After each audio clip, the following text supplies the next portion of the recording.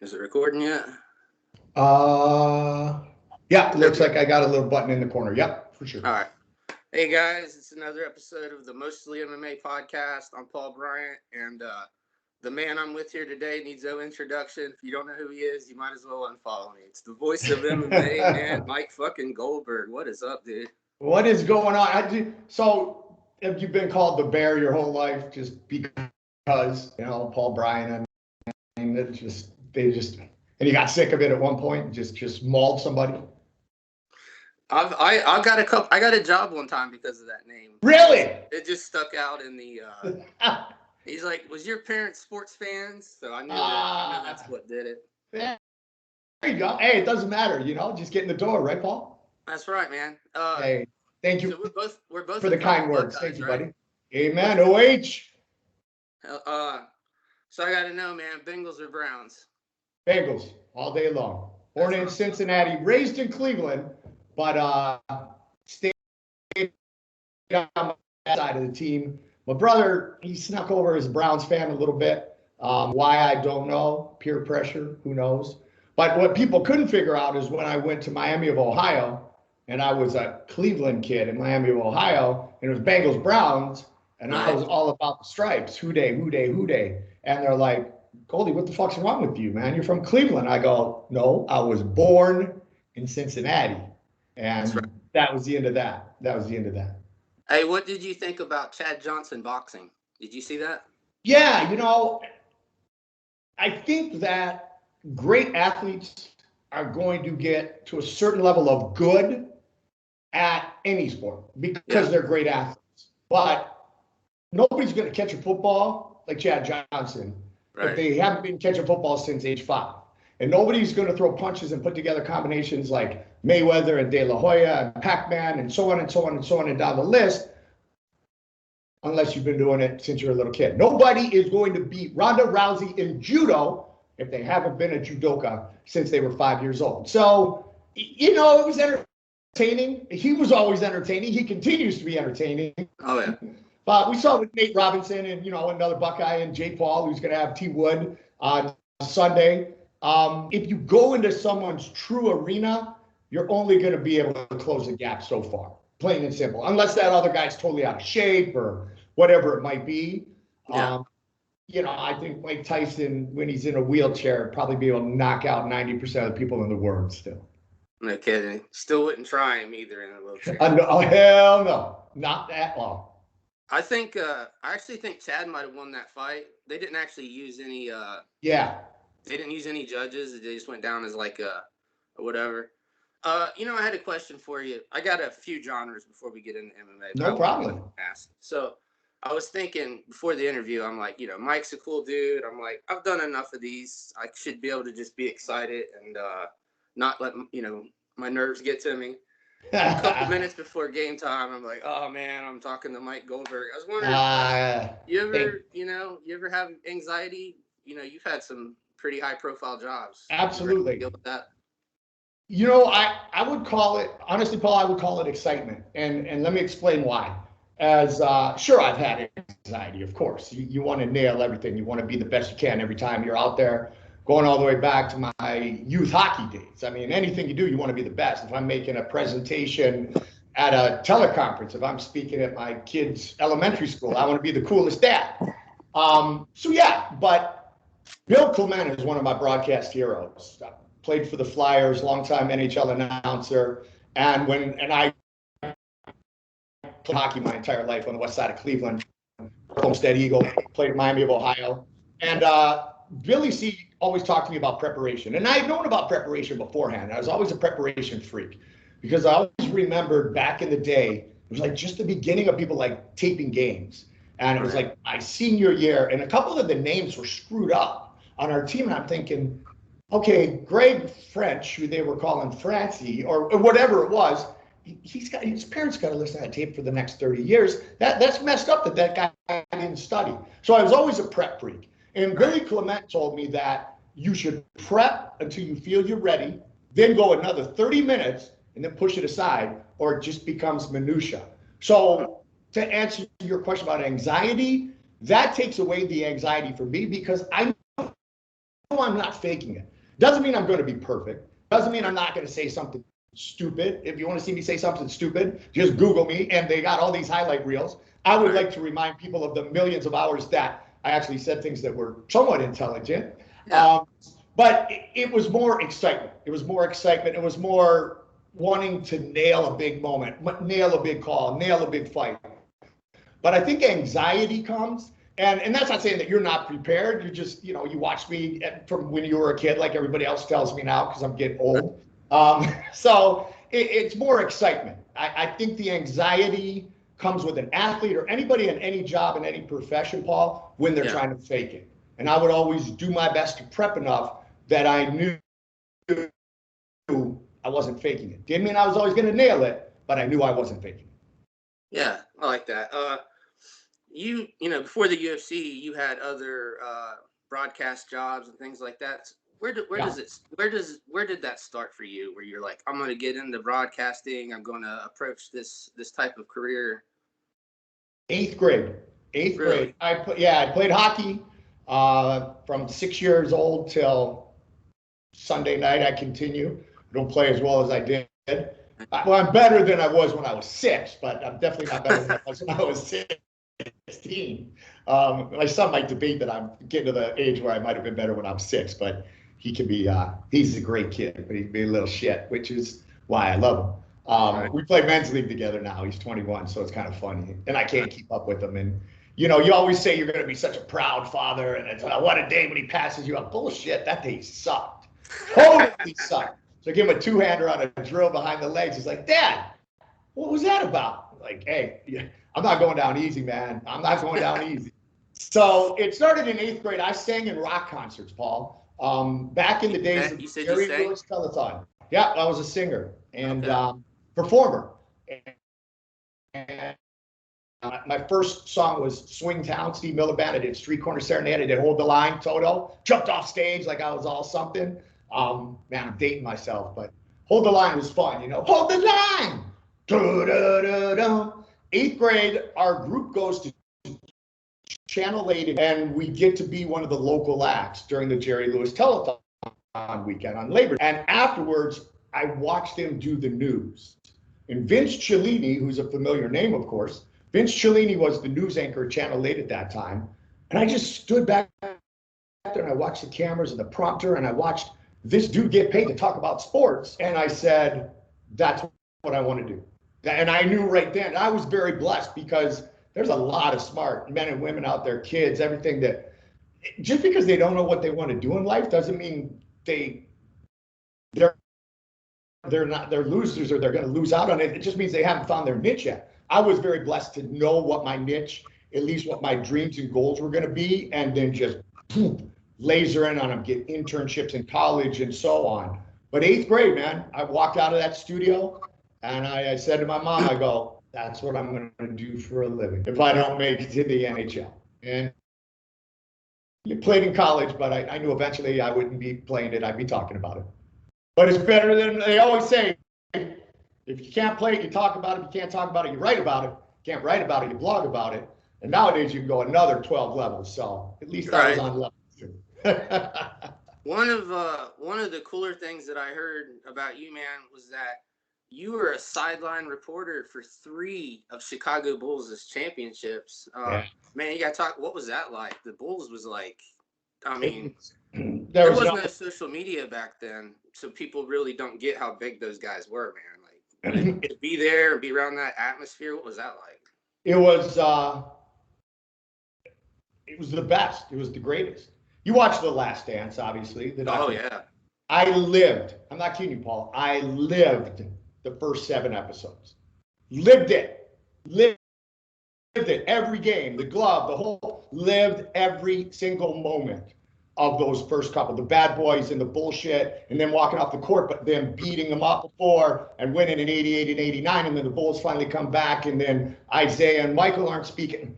I lived it all. And Ahmad Rashad, even, I'm not name dropping, but Ahmad would, like, I'd be in awe when he would be at network games. And I would say, like, Ahmad, like, how are you today? And he goes, I'm the Ahmad Rashad of the local Bulls broadcast. And one time he did, kidding around, he goes, "No, I'm the Mike Goldberg of NBC of the NBA on NBC," and I'm like, "Well, bullshit," but thank you. But it was just so cool, man. It was so cool, and I learned a lot by watching Michael and giving Michael space. And I did give Michael space because when you're the sideline guy and you're there every single day at practice, you're looking for a pregame all the time. And you don't want to go to the big guy and bother him every single day and be in his face. So I didn't. So I had this joke. We had kind of an Abbott and Costello thing with John Paxson. And I used to go to Pax, can I get a pregame? You know, good Dayton boy. I was born in Cincinnati. You know, I'll give him Notre Dame. I can deal with Notre Dame. If it were that school up north, you know, it might be a little different. But no, go Pax, can I get a pregame? He goes, "Yes, Michael." I go, "No, man, I'm scared." He goes, "What about Scotty?" Scotty said no. He said, and Pax would go, "How about Horace?" Scotty told Horace to say no. You know how they were freaking crack, right? They go, "Well, go get Cartwright." And I'd be like, "Pax, oh, my arm, man." And he spits on me and shit. And then we would laugh and we would do the interview. It was awesome. It was awesome. Right there. And I watched Michael hit those big shots and celebrate it. He never missed. He never missed when the game was on the line. I'm flashing back to poor Craig Elo right now. And I was a Bull by then, quote unquote, but I grew up in Cleveland. My dad was a big Oscar Robertson guy from the Royals, but Cincinnati didn't have a basketball team. And I went to school with Ron Harper. I was there the same 4 years as Harp. So there were Cavs back then, but I was a Bull. I can picture that shot by Michael, the celebration in the air. And then the Atlantic City thing with his father, the whole Starks jamming over him and Oak and Ewing and those great series. I was at every one of those games, And Mike came back from that night and got hassled by the world, as you know. Paul, I got hassled by, and I just kind of stood there and waited.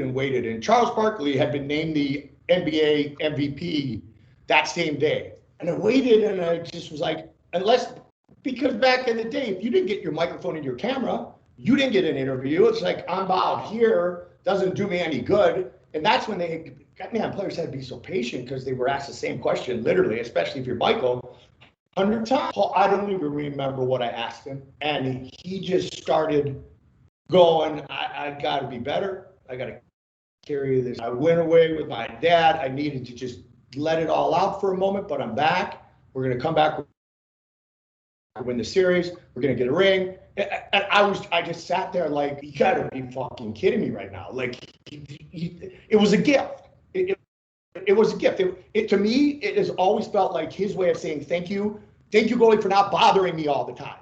Right. Thank you for giving me the space. And when I sent that interview back to Sports Channel Chicago from the guys at MSG, oh man, I got a new contract. I mean, they were just unbelievable. And then fast forward a couple years later, Mike goes to play baseball. I go to ESPN.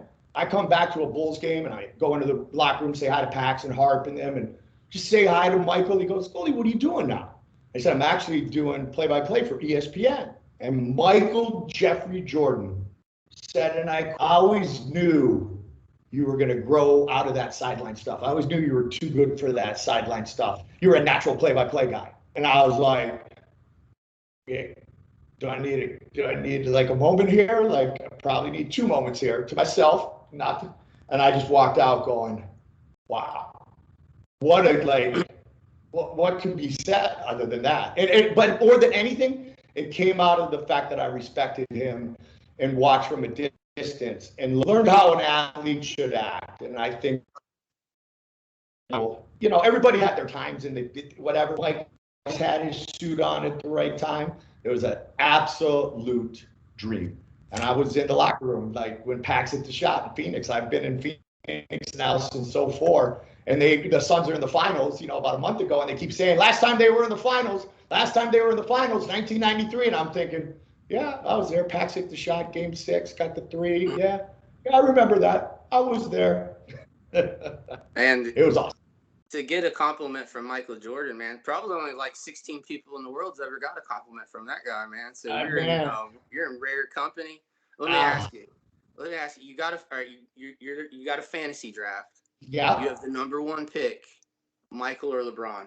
Oh, Michael, all day long. All day What long. I'm talking about. Yeah, all day long. And LeBron's awesome. LeBron's awesome. He went to St.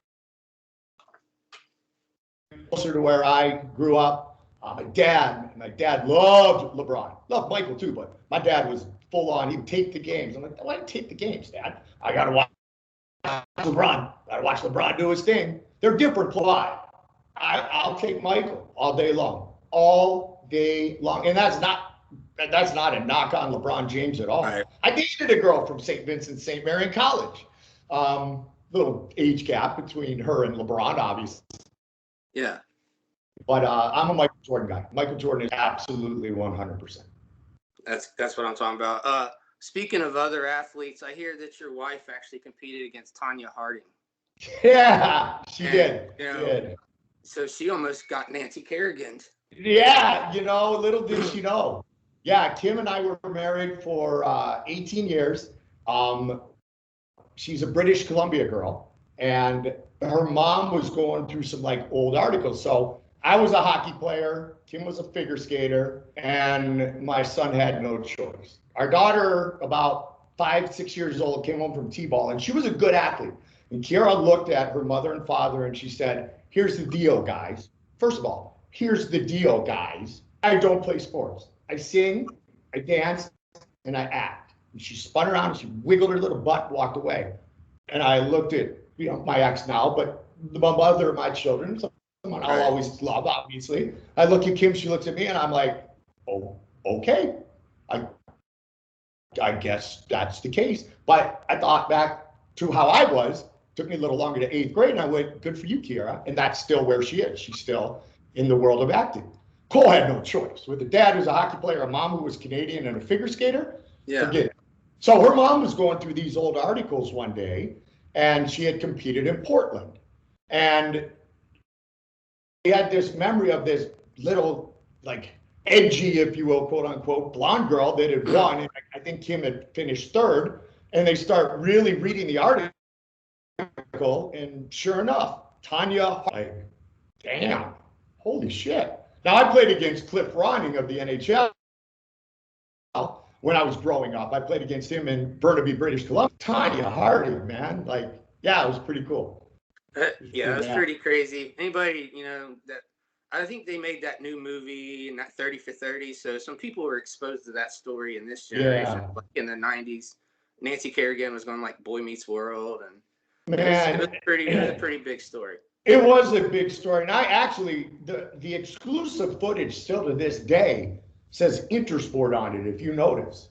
And that was a sports company, a sports production company that I worked for in Chicago. And I first went to Chicago, it was to do weekly shows for Intersport. And then I branched off, they were on Sports Channel Chicago. Thus, I started doing stuff for Sports Channel Chicago, and then eventually ended up as part of the Bulls broadcast team. So yeah, Intersport was just happened to have the camera there that day. So anytime you see the 30 for 30s, you see that ingrained ever Intersport in the bottom of the screen. Why me? I'm not making fun of her. Why me? The movie was amazing. Like, Margot Robbie's a rock star anyway. And they killed it in the movie. But a lot of the stuff with figure skating, and you got to be this person, you got to be there's a lot of truth to that as well. The only couple figure skaters I could name, honestly, would have been Tanya Harding and Nancy Right? Kerrigan. Christiana. I'm going to get into some MMA questions in a second, but I heard you were offered a WWF contract at one time. I wonder if you could talk about that. And how close you were considering that offer. Right there, man. I was going. I was going. I was honored. What was the time frame? I'm trying to think. That's why I'm asking, because we did a Monday show on Spike at the Hard Rock. So it was after the Ultimate Fighter. And so everything was starting to pick up. And I get this call out of nowhere through my agent that the WWE is interested in me and they want me to do Monday Night Raw. And they offered me a 3-year deal for this much money, and it was guaranteed money. and my kids were at it, and I'm like, okay. And dude, I'm a Hulkamaniac, man. That's my guy. Take your vitamins, And me and Gene Okerlund, one of my heroes. And by the way, his son Todd Okerlund, they're Minnesota kids. Todd played on the 1984 Olympic ice hockey team. Like, me and Gene's the man. Like, I love me. So I wasn't against going to the WWE, not at all. I was honored by. If you put it into the perspective of what it is, it's entertainment. It's a soap opera for men, and their production is second to none. And I love production. So I went back and forth, and I met with them. I was working for Fox at the time too. I was in the college football studio, and I talked to my mentor George Greenberg, and George was like, "You got to go where the guaranteed money is, Goldie. You have to." And because I didn't technically have a contract with the UFC at that time. I had a deal, but I didn't have like a real contract. All was well, but sorry, was you a subcontractor or a company? Yeah, I was a 1099. I was always a subcontractor, but I was under different contracts: 3-year deal, 5-year deal. But yeah, I was a 1099, which when it sold for 4.2 billion, kind of sucked. Right. That would have been nice. Right there, and I went to Dana, and I plain out just said, I don't want to leave. This is hard. I'm not trying to negotiate. I'm a dad. You guys and we had this show on a Monday, and I was going to start because basically the WWE was leaving Spike to go back to USA, and the UFC was taking over Mondays on Spike. And Joe, the whole show was like, go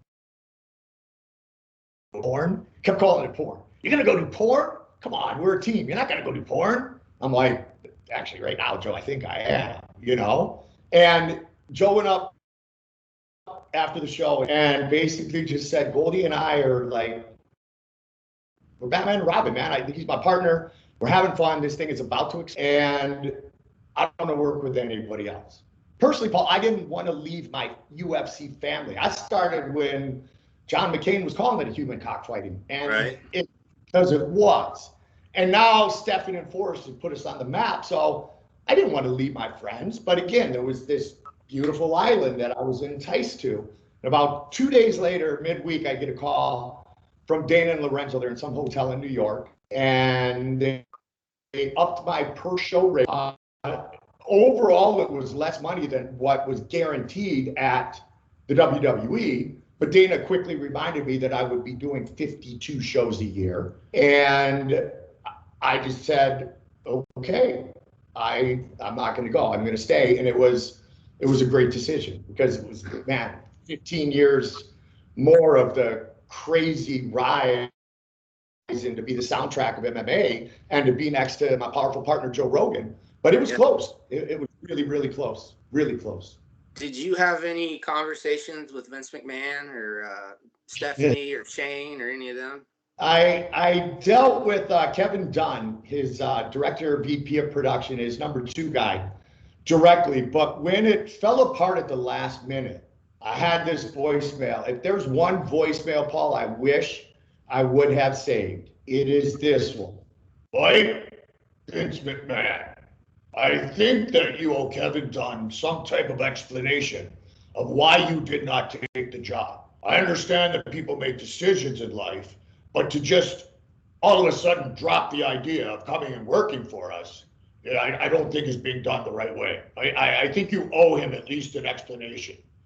And he wasn't yelling at me, but I couldn't get past Mike, Vince McMahon. And I played it for Dana, and I don't think that Dana has ever had another day where he was so freaking proud of me. He loved it because he felt like they won.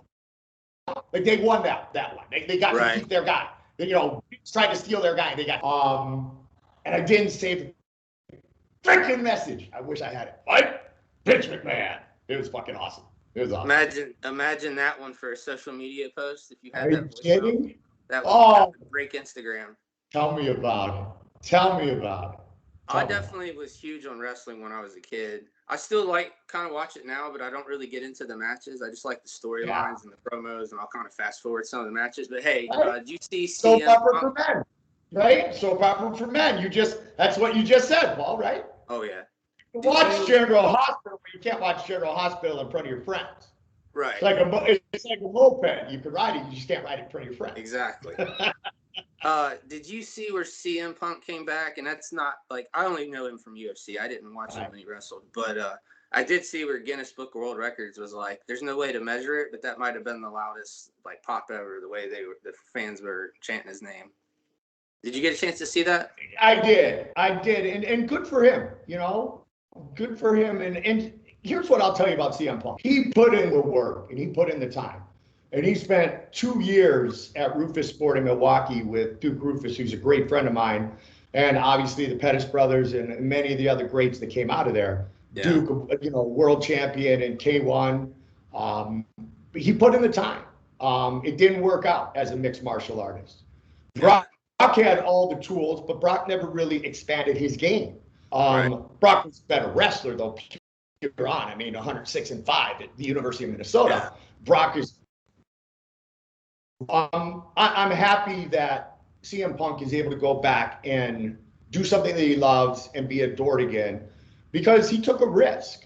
And a lot of people were really, really critical of him because it didn't work out. And part of it is because the UFC really was going on the Brock Lesnar wave and thinking, all right, if we get a CM Punk and a couple others in here, we get some extra eyeballs. And why those eyeballs are watching, some of our other, new gems will be discovered. I'm happy for him. I think it's great. I will tell you that they could do Guinness Book of World Records, whatever they want. There's never been anything louder than Michael Jeffrey Jordan being introduced in the starting lineups at the old barn on Madison. So, maybe that was number 2. But I am happy for him because he respected the sport, Paul. He MMA. He tried to learn to wrestle. He did all those things. Mickey Gall was a good fighter back then, man. Good jiu-jitsu dude. Yeah. So, he tapped Sage out. He did. Exactly. So they didn't do him any favors. He gave it a shot, and I'm happy that he's able to go back and do something that he loves and make some good money, I hope, again. Because he was always a cool person. Yeah. It's easy to post memes and kind of be a hater, but when you really sit and think about it, it's like, I went to a few MMA classes, and some of that stuff's not fun. You really got to, you got to work, and then he made the walk and the training camps. You got to give him his props for that. I want to jump into a little, and when you were talking about Brock Lesnar too, yeah, he had that real wrestling background, like to take people down.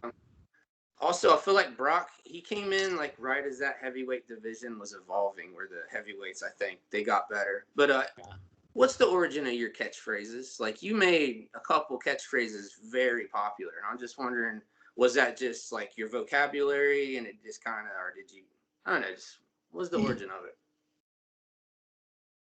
I remember as I went to ESPN and started doing hockey at the national level, I was huge Pat Foley fan, because being in Chicago, Pat Foley, 4 decades is the voice of the Blackhawks, and I tried to emulate some of his style, and then I had like mentors like Bill Clement tell me that you can't be Costas, you can't be Nance, you can't be Summerall, can't be Enberg, but you can be a little bit of everybody. But then at the end of the day, you got to put that in the blender and be yourself.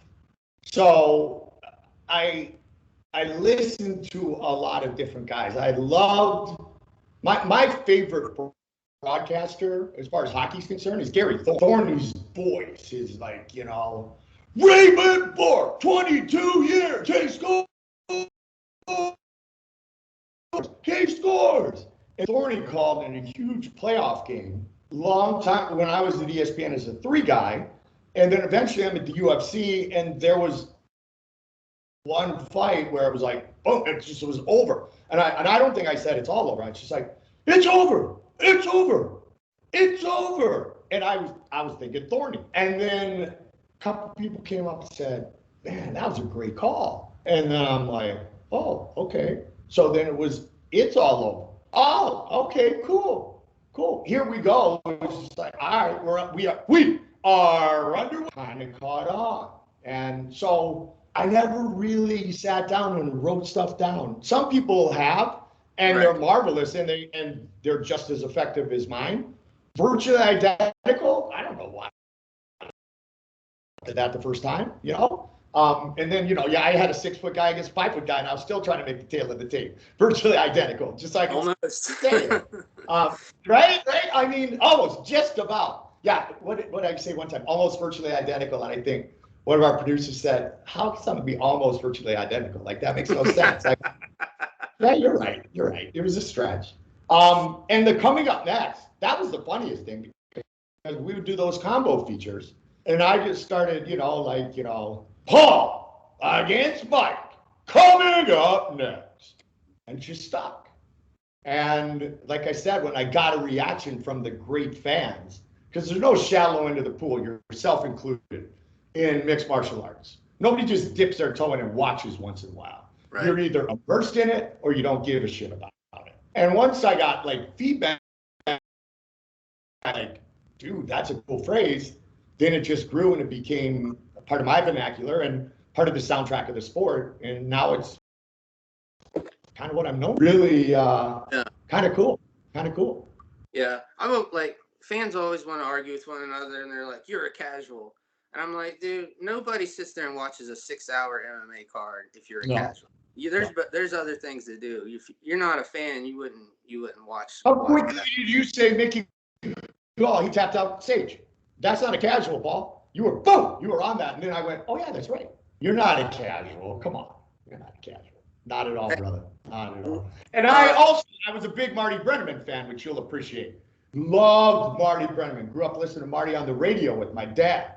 And this one belongs to the Reds. So, this is, and Joe Nuxall, this is the old lefty, rounding third and heading home. Good night, everybody. I was like, oh my, Dick Enberg, watching my Bengals. And there were some before me that I saw things that worked, but I didn't try to copy them, and the ones that worked just worked, and I just stuck with them. Hey, who's your favorite Bengal? My favorite Bengal is Boomer, Norman Julius Esiason. Boomer.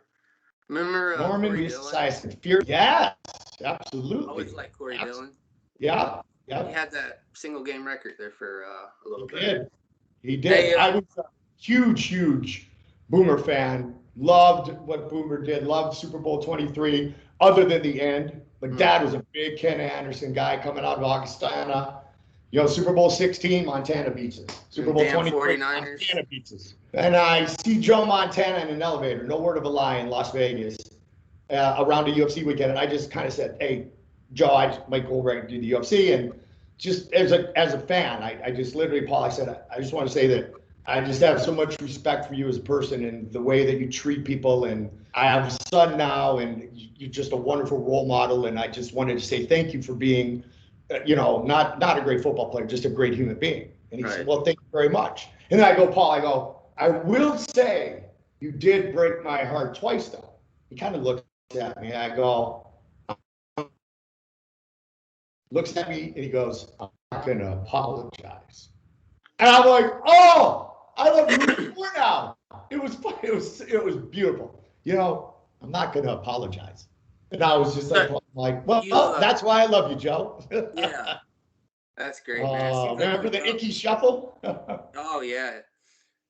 I thought that they should have gave Terrell Owens more of a shot when he came over and was a wide receiver for us. Him and Chad Johnson. It was pretty good times. A couple of renegades there. That's like working with Roman. How did your UFC career start, man? Like, was there an audition? Where? Because you went from doing basketball and different things like that to the UFC. How did you transition into that? What was that? That one was just from working with a guy named Bruce Connell, and we lost Brucey way too young. At 61 years old. Brucey was one of my producers at ESPN for hockey. Bruce's father, Scotty Connell. If there's a Mount Rushmore of ESPN, Scotty Connell's face would be on it. Scotty Connell was one of the main guys who came from NBC back in the day to start this 24/7 Entertainment Sports Programming Network, ESP, CONCOM. You're a UFC fan. You've heard CONCOM. CONCOM, Connell Communications. Tonight's show, produced by Bruce Connell, directed by. So Brucey was one of my hockey producers at ESPN. Bruce Beck, who preceded me at UFC, he ended up getting a full-time job at NBC in New York. He was basically doing the same thing at Madison Square Garden, MSG Network, as I was doing at Sports Channel Chicago, pre-ESPN for me. He was sidelined for the Knicks, and then he would do the Hofstra games, and that's what I would do back in the day. I would do Mid-American Conference or Mid-Continent Conference play-by-play, sideline for the Bulls. Well, Beck all of a sudden was out, and Brucey said, Goldie, I got a gig for you. It's in Japan. They'll pay you this. You got to take a jiu-jitsu class. And I'm like, okay, I'll go to Japan. You had to take a jiu-jitsu class first? Yeah. Well, he told me to. I haven't taken it. I've learned some, but he said it. I went the Muay Thai way instead, which as I'm due to get my shoulder redone in a month again, I don't know. Maybe I should have done jits, and it would be then it would just be my elbow or knee that's getting redone. Right. But yeah, right. And that was it. And Jeff Blatnick was my partner at the time, the Olympic gold medalist. First person I met on the other side of it was SEG on back then, was Elaine McCarthy, John's wife. And Elaine told me straight out, R is H in Portuguese. It's not Royce, it's Royce.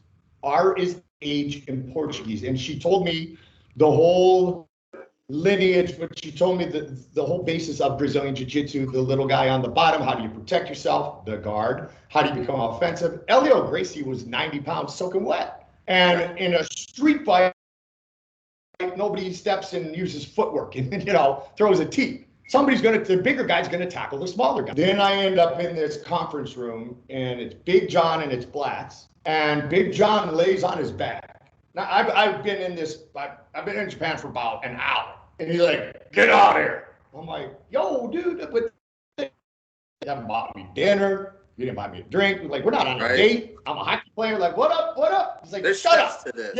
Yeah, exactly. There's a courting process. Shut up. Get down here. And he showed me the guard and the half guard, and Blatz is laughing, and I'll never forget. He put his arm around my chin and just kind of tugged a little bit. I tapped, like, damn, that hurt. And every time, and it had to be 1,000 times, Joe would say, and you know it, it's not under the chin. He won't tap. It hurts, but he doesn't have it under the chin, so he won't go. And I'm thinking, oh shit, Shin Yokohama, Japan, December 1997. I was tapping like a little baby girl from Big John. And the best part of it is Bob Myrowitz and his wife, the owner at the time, walked by that conference room where I was learning on the spot, and so it gave me a little job security, and it just grew from there. But it was a total fluke. I just brought energy and enthusiasm at first, and learned the sport with the help of people like Big John, people like obviously Jeff Blatnick, and many others along my path after that. But it was two ESPN hockey guys.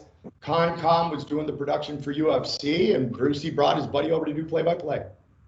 Nice. Never thought it would define my career. Never. Right. Never. Back in the early days, especially like when the Fertittas, when they purchased it, they talked about how the UFC was losing a lot of money. Yeah. I'm wondering about what point were you like, okay, we're gonna make it, because even though you had a contract, you never knew if the UFC was just going to fold, because he's losing money every event. So what I'm wondering is, about what point were you like, all right, the UFC it's gonna be big in the future? Well, I will tell you that during the SEG days, when we would go out to have a couple beers after the show, Brucey and I would always have one more before we called it a night, because we always wondered if that was going to be the last one. Right. That was the previous ownership, because we knew that Myro was losing money, and it was greatly due to the fact that not everybody had satellite television. And because Senator McCain had thrown down the human cockfighting, and he was right, all the pay-per-view options on cable were taken away. So there was only a cult audience that could access, not even like but just even have a choice to purchase the UFC. It was sold to the Fertittas for $2 million. They bring a bunch of us into a dinner, some SEG holdovers, myself included. And, you know, I just know these guys are hotel guys and they got money. And they said, any questions? I go, because I'd never been a Vegas guy.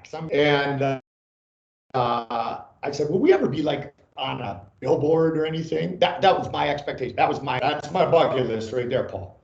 And Lorenzo said, yeah, we will. Yeah, we will. And I'm like, cool. And then I saw it grow. I did not realize how much we were bleeding, we being Zuffa and the Fertittas, until the story came out like afterwards. That Lorenzo, they were 60 million in the hole. Lorenzo called Dana one night. We called it a day, we gave it a shot, and he said, I'm going to sleep on it. And then I probably know the story. So he woke up the next day. Craig Collegian was doing Survivor back then. He had an idea for a reality show, The Ultimate Fighter. $10 million more from Zuffa.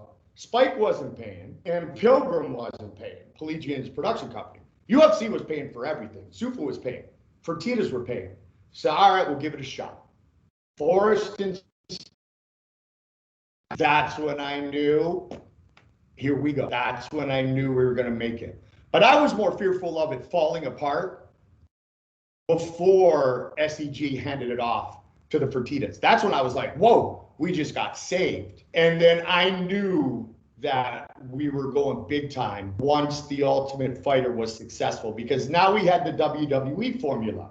We had free TV access. People were starting to know our athletes, and then we could hook them on a pay-per-view, as opposed to just having that little group that knew about the sport and the rest of the world that didn't, or the rest of the world that had a preconceived opinion that came from somebody else's opinion because they never even watched it.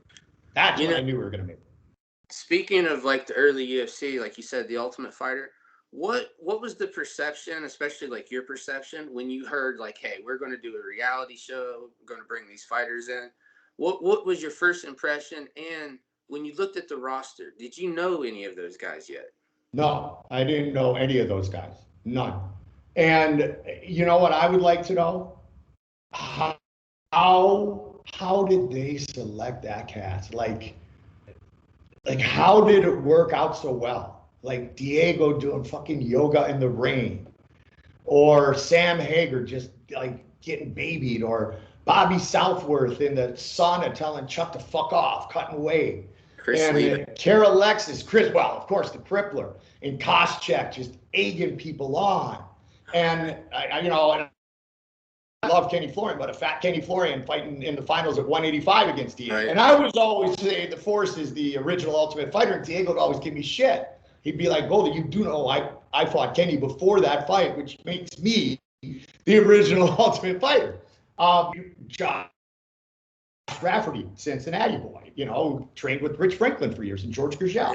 They just hit it out of the park. I don't know how, and Bonner and Forrest and the humor, and like it was magical. And I don't know what the casting process was, but it worked, man. It worked. And you think about that roster, like almost like how many Hall of Famers is on that first season? Oh, a half a dozen for sure, right? Right off the top. Couple champions, right? Forrest. Absolutely. Forrest, Diego. I mean, and look, and if they weren't champions, they were knocking on the door. I mean, Kenny fought for a title in a couple of different ways. Yeah. Obviously. I mean, he almost literally starved himself to get to 185. Yeah, and he said to me one time, going to 145 was the worst decision of his life. But he wanted to give it a shot. But yeah, I mean, closer than he did. Koscheck fought GSP for the belt. I mean, Alex Karalexis went and started knocking people out in the WEC. It was amazing. It was amazing. That's exactly right. Exactly right. So if they didn't go home with a belt, and become a champion like Forrest did, they came damn close. And they were right up there as the number one contender and had a chance at it. And Kenny had a couple chances at it. And man, he cut open Sean's shirt back in the day from the bottom with those vicious elbows. A bit of Brazilian Jiu-Jitsu. Yeah. Hey, you remember Strange Brew? Yeah. Oh yeah. The like the Canadian thing. Yeah. Yeah. That one. I don't know. I don't know. The one Chris Levin pissed in his bed. Oh yeah.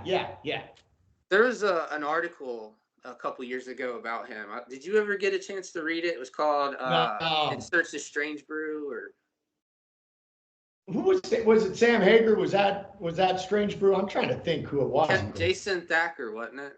Oh yeah, Canadian boy. Yeah. Yes. Yeah. There's an article about him that you should definitely read. It was called Finding Strange Brew, and it was like an updated, like they'd found him, interviewing him about his past, and it was pretty crazy. I guess he'd gotten attacked in some bars and stuff because people they were mad at him because he's Canadian, and they thought like, oh, you didn't represent Canadians very well on the show, and I guess just a lot of people. He had it pretty rough. Just check that article out. It was pretty. I always found him interesting. I did too. And my ex is Canadian, so my kids are half Canadian, and I played hockey my whole life. So I happen to like all those people north of the border, skip that state, and then go to Ontario, because I'm a Buckeye. But north of the American border, I'm good with. We don't care about that team up. I'm going with maybe that team up north. I love you for that, Paul. You got it. That team up, that school up north, that famous story about. I don't know if it's true or not, but it's a great story. I'm sure you've heard it, that Woody was on a recruiting trip in that state up north, and he was with some assistant coaches, and they ran out of gas because he refused to buy fuel in that state up north. They ran out of gas about 2 miles north of the Ohio border, and Woody and his assistant coaches, one of them used to be Bo Schembechler. Wow, I said the name out loud. I can say it. He was at Miami. They pushed the car across through Ohio before they would put. I don't know if it's a real story or not, but it's such a great fucking story. I think you and I want to believe it. I do believe it, actually. No, Woody, I do believe it, actually. Hey, yeah, that's a great story. What was the Fertittas like? Unbelievable. Just different too. Frank would be a fiery man. Frank was fiery, and Lorenzo was quiet, but equally as focused. I don't want to say intense, but focused and a genius. And the day that Lorenzo made the decision to not share the responsibilities at the top at casinos with Frank, because their father built station casinos, and devote all his time to the global growth and domination of UFC, was the day I knew real shit was going to start happening. And is why this sport is where it is. No question about it. Lorenzo Fertitta brought in Mark Ratner because they were on the Nevada State Athletic Commission together. And so now you have the most respected man in combat sports. You have the Olympic gold medalist in, of course, Jeff Blatnick, walking with Big John McCarthy with a unified set of rules. And these states are going, oh, okay. And Lorenzo was on the athletic commission. Lorenzo, you would get like a 16-second focus from Lorenzo, and then he was off to the next thing, and not in a rude way. He was a genius, and he had so many things going all the time. And they could not have been Steve. And the thing that is the most special to me is we were playing hockey, my son's team in Vegas one time, or actually I was at the offices, the station offices, and I saw a hockey jersey, a Vegas youth team that had a UFC patch on. And I was like, oh, okay, that's kind of cool. Lorenzo sponsors the team. And there was an open workout in Rio de Janeiro. And I went up to Lorenzo and I was scared. Like, if I was talking, I said, Lorenzo, would you ever like consider like sponsoring my son's hockey team? He said, absolutely, Goldie. Call so-and-so, we'll get it. And for 5 straight years, and it would have continued if they didn't sell, he generously donated to sponsor my son's hockey team. And we had UFC patches on our jerseys. And our kids were 11, 12, 13 years old. And so we'd go into these tournaments. And the ref would look, these refs would look at the UFC and they'd be like, so they'd skate over to our head coach. And then the head coach pointed my son and the name on the back of the jersey, Goldberg, like, oh, okay. And then Sean would point at me. Then the refs would be like, holy shit,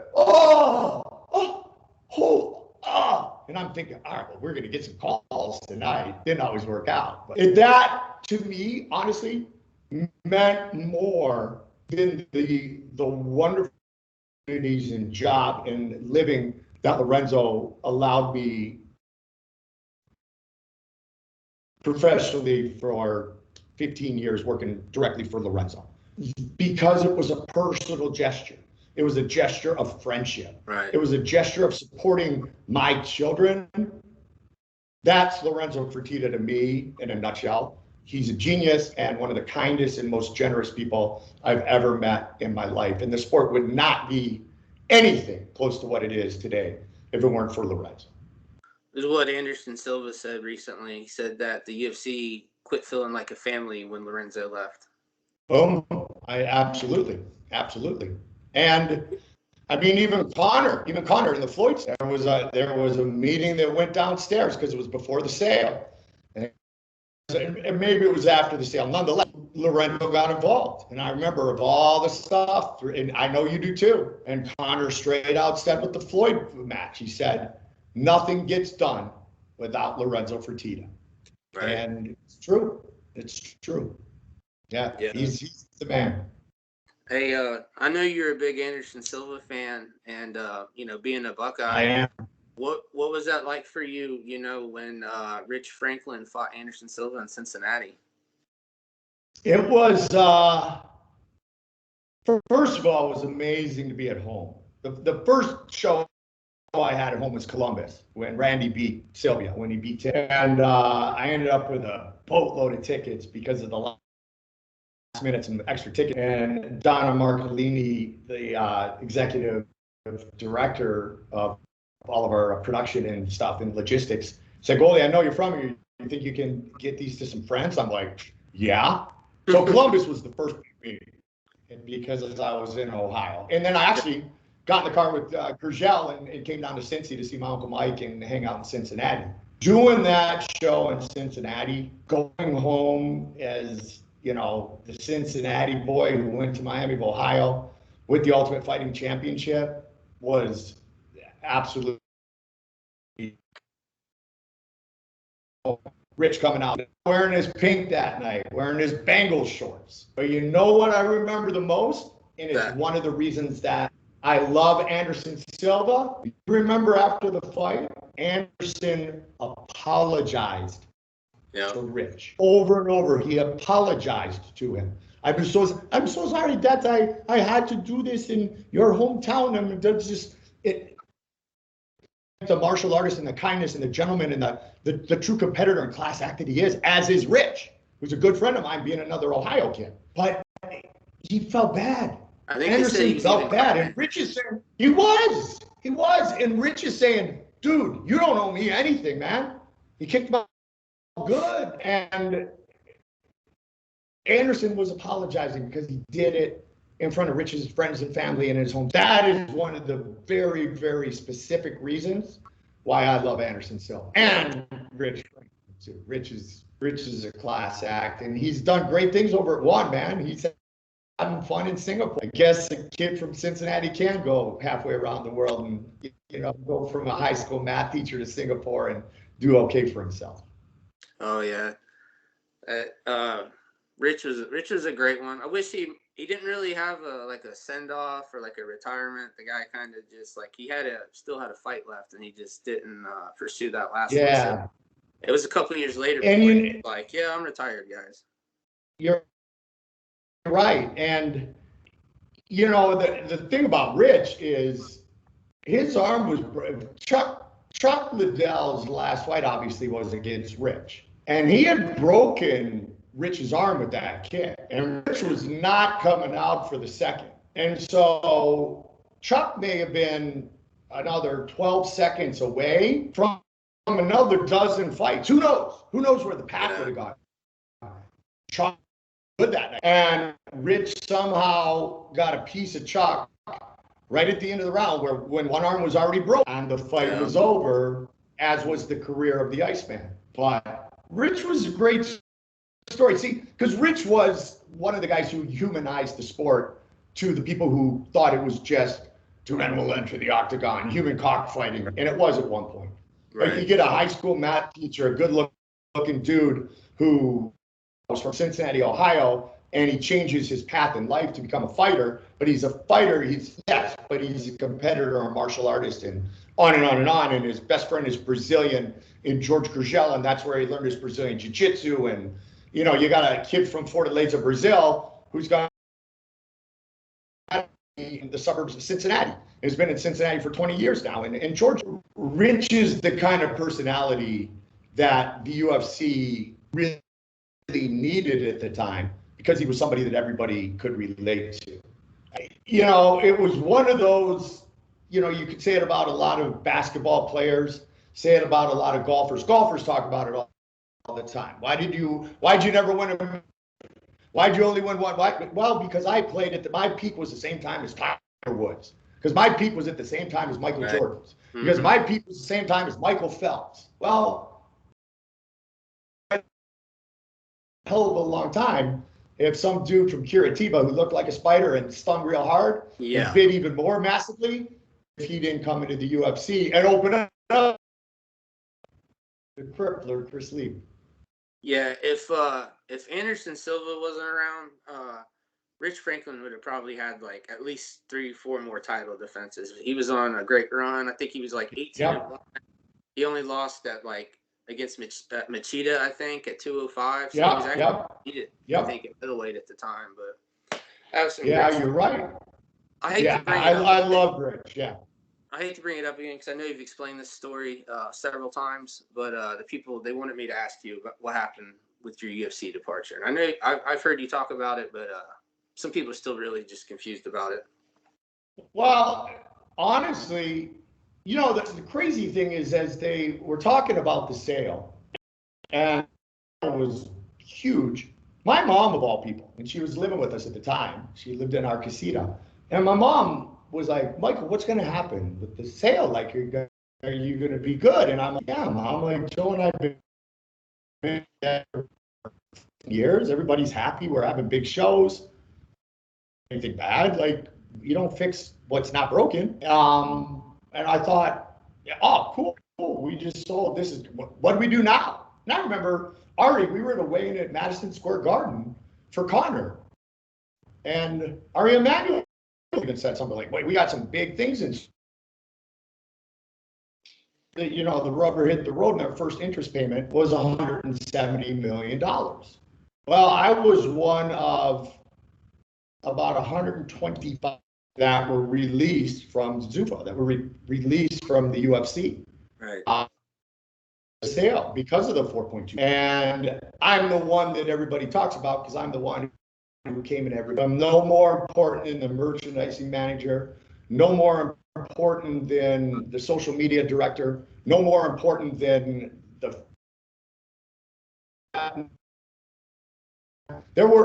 I have friends that actually worked at this, they were full-time employees, and the building was glass at that point. And they said that D-Day, seeing people walk in and out, being escorted out with their stuff, you have 10 minutes to grab your stuff, was one of the worst days of their life.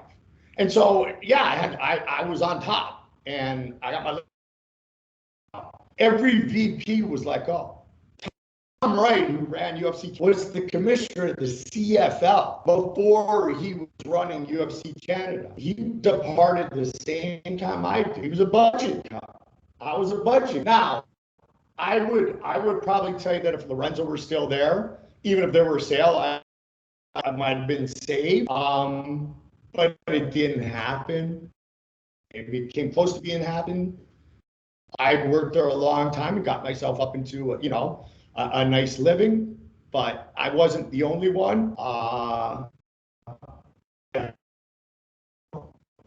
I've always been respectful that I wasn't the only one, but I certainly, when I walked out of there after that last show, I felt like the only one, and it sucked. I couldn't believe it because it was my life, and it was, my love and my passion and my friends and my family. And I thought it was going to be what I was going to do until the very end. I'm still doing combat sports, and I'm on new journeys that are pretty exciting. But yeah, that was it. It was a D-Day. It was coming in, and the first interest payment was $170 million. I don't know if you know really like still how really popular you are. Like where I run, I run the MMA groups and stuff, and my group's almost 100,000, and there's not a day goes by that there's not memes with your catchphrases posted and stuff, and any thread featuring you, man. Everybody's like, they did Mike Goldberg dirty. Everybody knows it. They know it.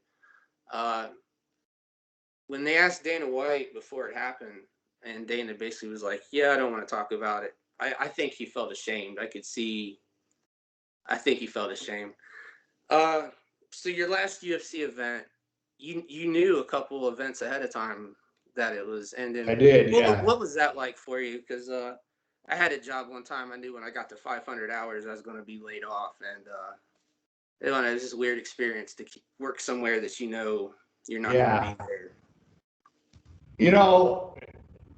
It's a great question, Paul, and I don't mind you bringing it up. I appreciate you bringing it up and being transparent about it, because I've grown to be transparent about it.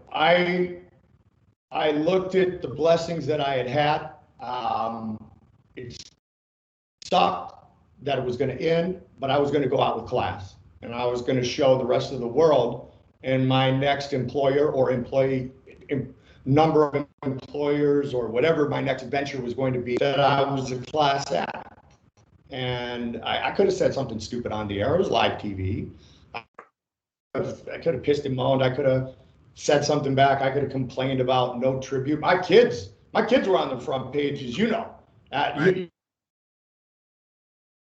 But my tribute, you just gave it to me again. A second.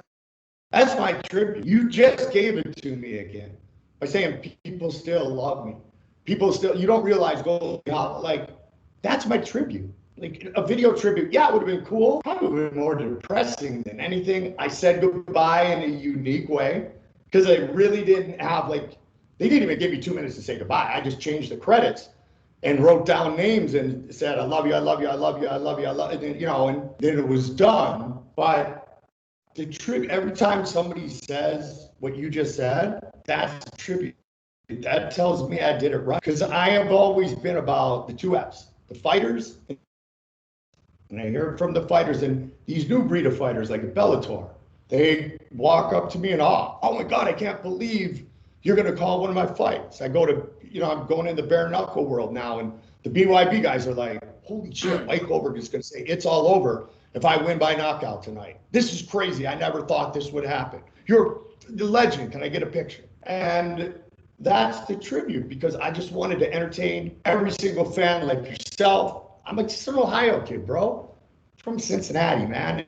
And I'm living my dream. I worked hard. I've had some rough patches, but who hasn't in life? Right. And it's not what happens.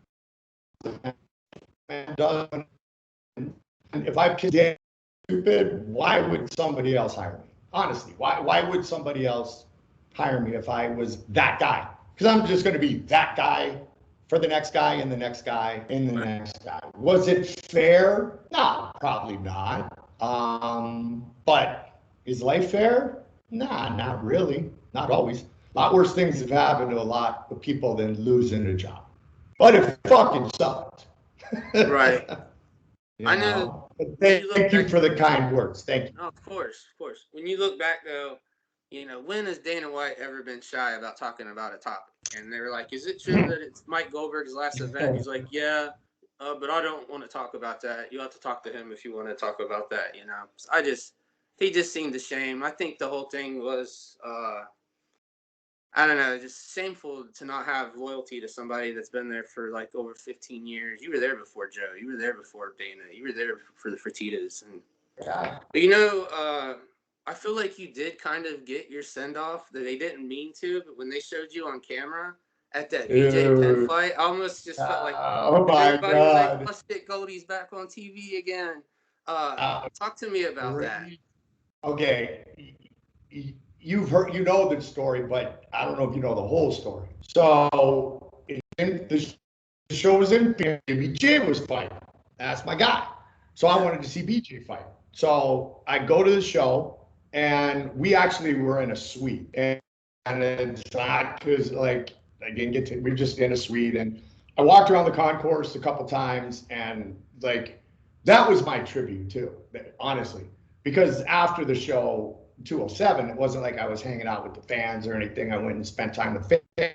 I mean, we sat in the dressing rooms, Joe and Brucey and Anthony and Craig Conley and a bunch of us for 2 hours, just laughing and crying and like just not wanting it to end. So now here I am in my hometown as a fan, going to the show. People were first like, "Wow, that's cool." That's a class move. I'm like, I want to support BJ Penn. I was at the gym with him midweek because, Right. and I go to as his fight got closer. It was against Jair Rodriguez.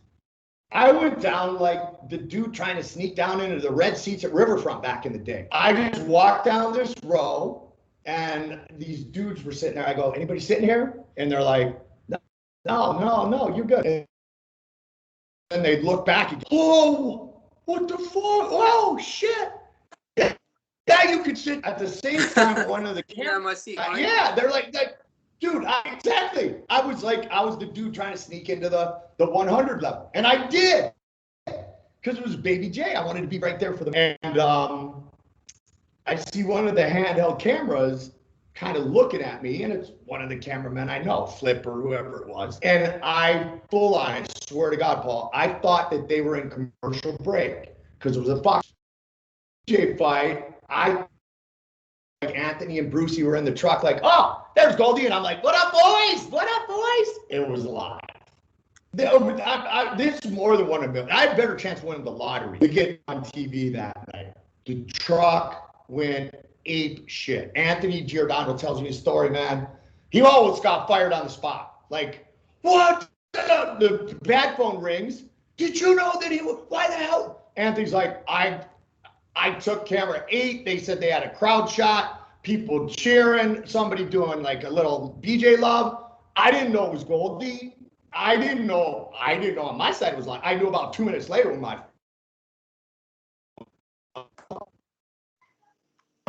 awesome.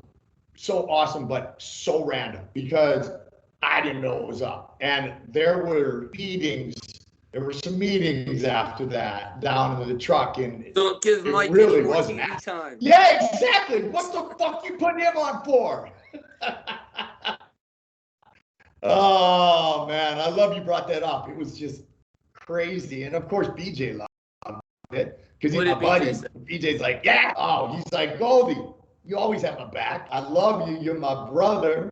You're my comrade, and they should show you because you called all my biggest fights, and now you were part of this." Oh, there you go. The prodigy, who was once the prodigy. I have no idea why I couldn't say prodigy that night, but it actually was kind of funny. Joe's face looking at like, "You mean prodigy?" Yeah, that word. Yeah. You know. Joe used called Vitor Belfort Victor. Yeah. To the first few, he messed his name up a couple times there. We're human beings, man. That's why I always laugh when my gag reels 4 minutes long, and I'd said some dumb shit. You know, I did have Wet Myman or whatever it was, or CB Dalloway fought, but I also nailed about 35,322 tail of the tapes. But that's not fun, you know. The gag reels makes me laugh, and now honestly, I can sit back and laugh at myself. I didn't take it that seriously before. I mean, I was able to laugh with it. It's just when people get stupid and get just vicious on social media and then say dumb shit about your and stuff. That's just out of bounds. Right. But for the most part, I'm just like you said, I'm a kid from Ohio. Like, I'm gonna make mistakes live television. Man, I'm a human being. You want a robot? Go get yourself a robot. He's not going to be as energetic as I am. I know I can't even, especially my early interviews, I can't listen, like, I need to edit them, and it's just so hard to listen to myself. I'm like, oh my goodness, I annoy myself. When the Last Dance came out, Paul, I got a bunch of, right on the other side here in my office, VHS, they're 3/4 tapes, but a lot of my bull stuff, I have a one-on-one I did with Scottie Pippen in '94. I'd like to see that. And the shirt I had on. I'll send you a clip because I got a little clip that I took off, put the VCR in. I'll send it to you on that email of yours I have. It was the 1.8 with Kukoc. He got caught with the gun. It was when Michael went to play baseball. Scottie always thought he wanted to be Michael, and then you realize not that much fun being Mike on a daily basis when it comes to the other side of it, the attention and the microscope. And now everybody can walk past Scottie when he had a bad game to go to Michael because he had to talk to Michael all the time. Right. And Scottie could have a great game and they still watch Scottie. And then Scottie was great. And he was great to me. But I was thinking the same thing. I was like, whoa. And I thought it was good. I thought I was cool with that hair and that shirt. It was atrocious. But the best part of it, his Pip shirt was just as bad. It probably cost 100 times more, so it was all good. And when I send it to you, you'll know exactly what I'm talking about. I thought it was pretty crazy. I just never knew that you did that with the Bulls until I started doing some research. I was like, that's pretty cool, man. Goldie's been around way more, man. Yeah, called The Last Goal Ever Scored Against Patrick Waugh by Andrew Brunette of the Minnesota Wild in 2003. Drank out of the Stanley Cup. I called beach volleyball for about 4 years during the big Misty May, Carrie Walsh days, the Golden Girls. I mean, dude, I've been blessed. And take anything for granted. I won't use the exact verbiage, but I'm working in Chicago, and the Big Ten coverage was on Raycom back in the day, if you remember, college basketball. And I just wanted to get on Raycom. I want to do play-by-play for Big Ten basketball. And I got it. I got the Illinois game, the University of Illinois with Doug Altenberger, member of the Flying Illini. And my first game, I worked with this producer, Kevin Shank, who had been at Raycom forever, the Boston Raycom from Charlotte, a guy named Peter Rolfe. And Shank was awesome. Funniest dude ever. Been a great game. I was Raycom, patch on. And we were in the bar after, and we were both single at the time. And I guess I was talking to the same girl as Kevin was. And, so there was a term that has been used for that behavior before. Let's just call it, yeah. Or what, he was getting in the way. Let's just keep it clean. He was getting in the way.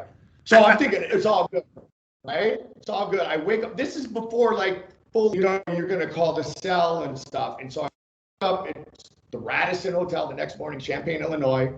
A little rough because we celebrated my first Big Ten game on Raycom, and the lights flashing. And Peter Rolfe, call me. And I'm like, fuck. What did I say? What did I play the game back in my mind, Paul? I'm like, oh, man. I'm like, hey, Peter, Mike Goldberg. Yeah, I think we got a problem. Peter, whatever it is, I apologize. Help me get better. He goes, Shane said you were blocked from some blonde chick all night, and he's pissed off. And I went, oh my God. And it wasn't the direct term, but you know the term. And I'm like, you fuckers, man, they got me. I mean, they hooked me so bad because Peter was all serious. And Shanker got on the phone. He's like, yeah, Goldie, I love working with him, but man, he's in on my business, man. I've been in Champaign games for 4 years ago, and he left me that message, man. He goes, no, you killed it. You did a great job, but Shane said you got to stay away from that one. Consider it done. That's hilarious. They used to an old wrestling thing that they used to do to prank the new guy, is they would get him like arrested, and the cop would be like, she was underage, and they would like have him in the car. That was like a common prank, that because all the Yeah, cops were locals because they had to work the same events, and so they sure. kind of had Yeah. them up. But My men's league hockey team is 90% Tempe and Chandler, Arizona police officers. So Hey, I feel safe. yeah.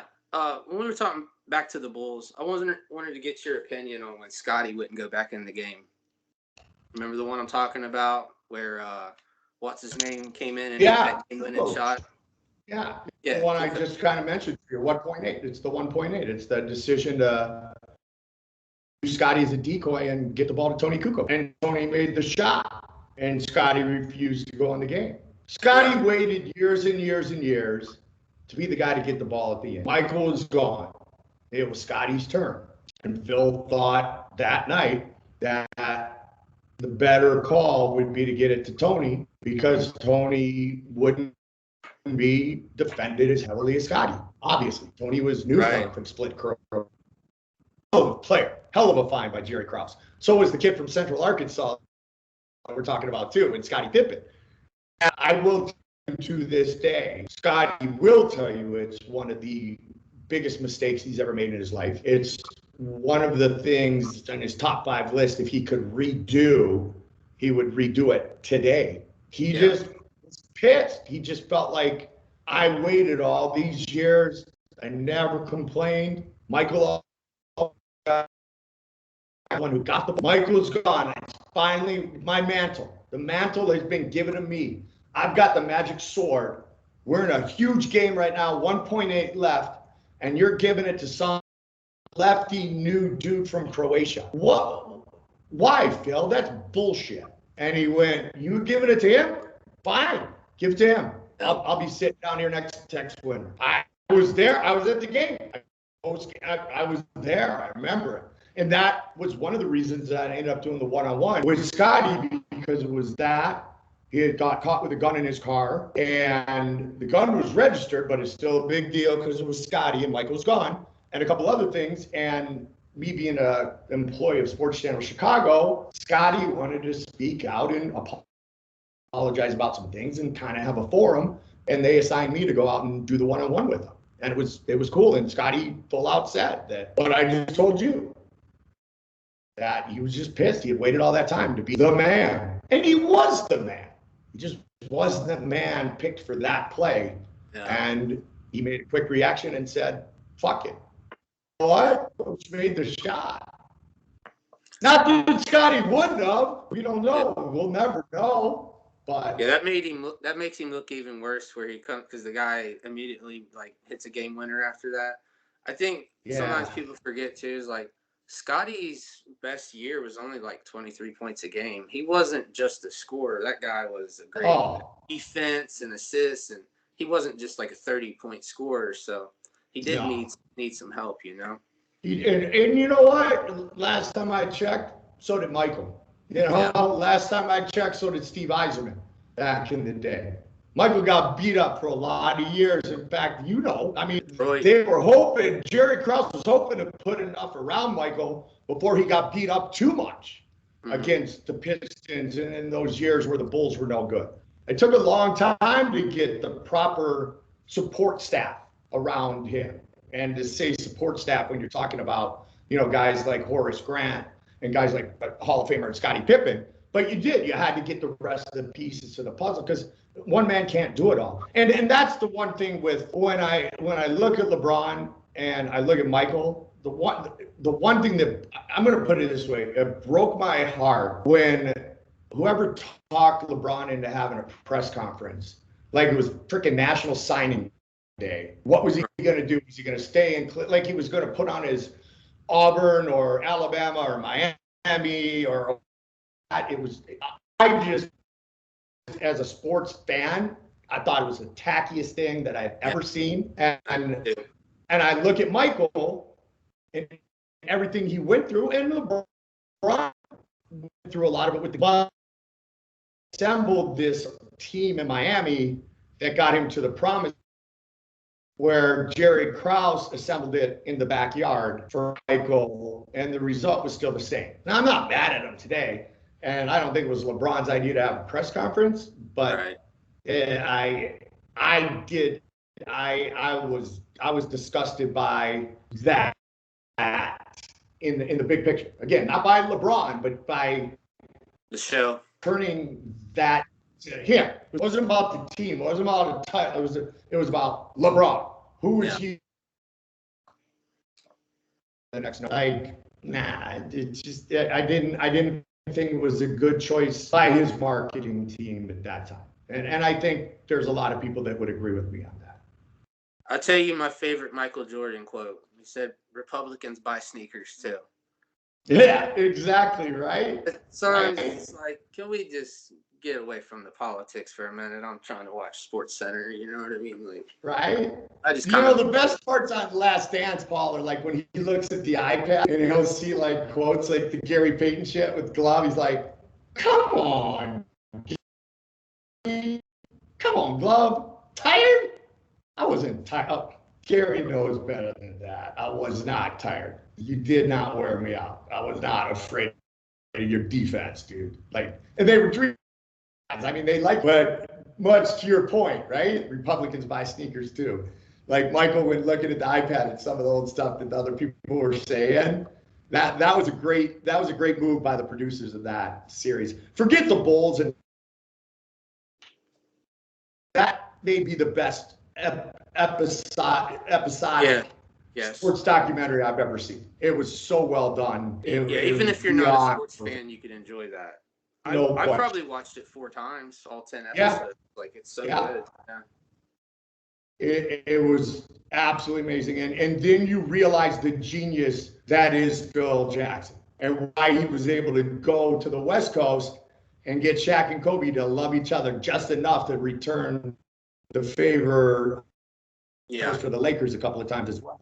And Hart got to go on the trip. My Miami of Ohio buddy got to go on the trip. Michael said that Ron Harper was the hardest guy to play against in the day before Hart banged up his knee. Well, even after he banged up his knee with the Clippers. But he said nobody D'd up against him like Ron Harper. Nobody. And that's why Ron Harper eventually became because Michael said, we want to get better defensively, go get Ron Harper. And Jerry Krause did. And then the next 3 rings followed soon after. Man, it was crazy how old Michael was and still performing at a high level for the Wizards. The guy was like 44 or something like that, man, still having 50-point games. And when you look back that first year, he was at like 26 points a game. And then he had this series where he played like 10 or 12 games hurt and started sinking his points per game down. But he was right there, top 6 points per game. It was amazing. I was definitely just a huge Michael Jordan fan, man. I just was obsessed with that stuff. Hey, he's the best. I just couldn't handle him in any number other than I just like, you know, he's Michael Jeffrey Jordan, 23, you know, North Carolina. But yeah, I mean, for him to be, and even when he came back to the Bulls, he didn't wear 23 right away. Right, 45. And it's 45. Yeah, it's not like he needed to sell merch to make money. Like Mike was all right. I think he was handling the mortgage okay by then. maybe it was strategic. Have 2 jerseys. Yeah, that's what I mean. Maybe it was. If you're a collector, you're probably buying both. Well, there's no question. There's no question. But like I said, I don't know that. What they said about Mick Foley from wrestling, because he has 3, you know, Cactus Jack, Mankind. You know, he had 3 different action figures to sell. Hey, when's the last time you talked to Dana White or ran into him? I ran into Dana. It's been probably about 3 years now. We were in Vegas. My son.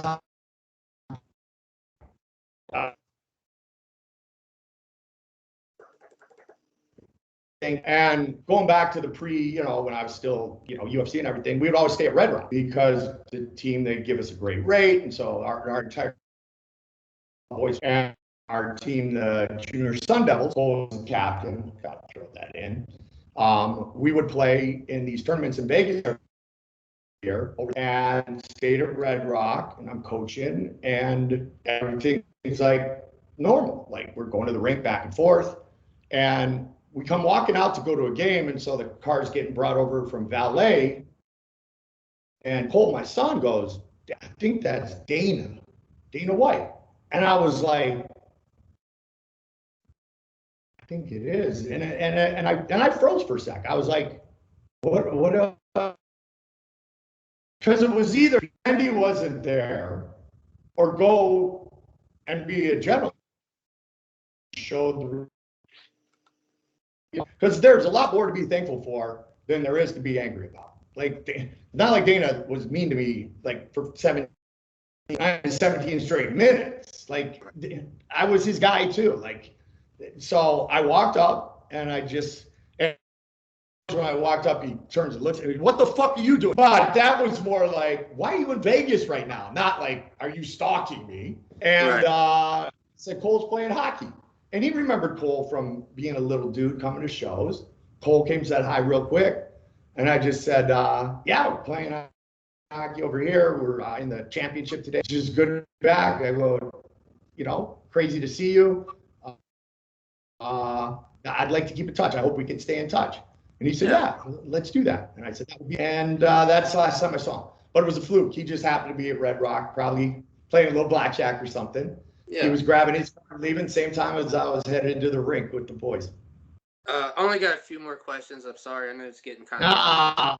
No, you're good, brother. Thanks, man. What did you think when Dana came aboard? Because you were there before him in the UFC, right? So what did you think when he came aboard?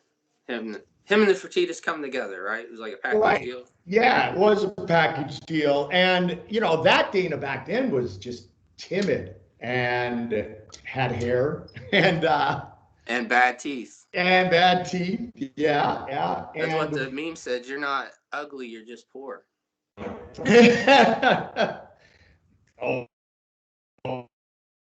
not poor. I said not ugly, but I just the thing that I saw, the change in Dana came on The Ultimate Fighter. That's where Dana. You want to be a fucking fighter?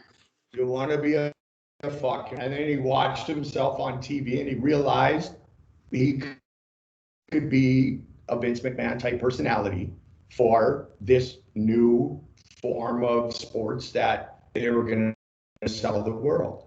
Lorenzo, going back to what I told you about Lorenzo before, Lorenzo was pushing the button. Lorenzo's a quiet dude. Lorenzo didn't want to do the press conferences.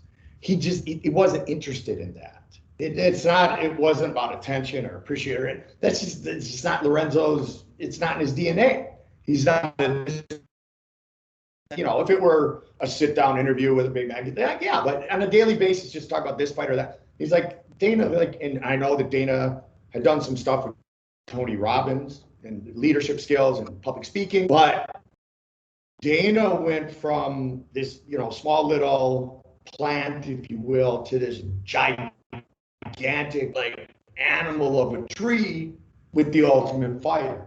Right. And it was season 1, and he saw the reaction of others to it's just his DNA. He's Irish, man. He's Irish from Boston. It's just Dana being Dana. I mean, when Dana's having fun and picking on you, he's doing the same thing. He went through this thing where he would walk up to people in a dress shirt and he'd rip the shirt and all buttons would go flying and he'd laugh. And he did it to me one night in a bar, and then he just handed me like hundies the next day in the elevator, and I'm like, Dana, wasn't that nice a shirt? And he gave me that like, just shut up look, and I'm just like, the next one's going to be nicer. I'm thinking to myself, he had some fun with me. So, I mean, I had laughs with Dana, and he's a good dude. But he is about scorched earth, and he's a hard-nosed guy. He's kind of old school in a lot of ways, as you know, and it's, a lot of times his way or the highway. But when leaders are able to make that choice. But yeah, Dana changed when The Ultimate Fighter became popular. And at one point, for a guy who always said it's all about the fighters, if you didn't know any better, you might have been a fan of yourself, Paul, sitting back going, well, if it's all about the fighters, why is Dana always out front? But now let's fast forward 2 decades, and what's the constant? What's the constant? What do you say? Oh, UFC, what do you think? Dana White. UFC, Dana. What do you think when you say WWE, WWF? Vince McMahon. Then you get to the rest. And you go generational, boom, and boom. Oh, Chuck and the Tito days were great. Oh no, the Anderson and BJ and GSP days were better. No, and then Jose. Oh, well, what about when Ronda came? Dana White, a consistent force, a consistent presence in the news, in the media, good, bad, or indifferent. Spell my name right, and they spelled his name right, and he pushes buttons, and it's a genius move in a lot of ways. But that wasn't what he was comfortable with at first, but he found out, he realized the reaction he was getting from the world when The Ultimate Fighter came out, and people reacted to him honestly just being himself back then and just getting like, you know, and you know what, do you want to be a fucking fighter? He's also thinking, do you guys want to be part of saving this sport or not? Because I mean, if now that we know the backstory, if the Ultimate Fighter fails, the UFC's gone. And so was that an attention-seeking speech, or was that straight from that Irish blood? I think that was straight from that Irish blood. Yeah. Then he realized it was kind of cool, and people reacted to it and kept, you know. I think, like with Dana White, like if you compare him to like Vince McMahon, I think they create stars better. I like, especially sometimes you look at a different organization, like maybe like Bellator. It's not always that like, oh, the UFC fighters are on such a higher level.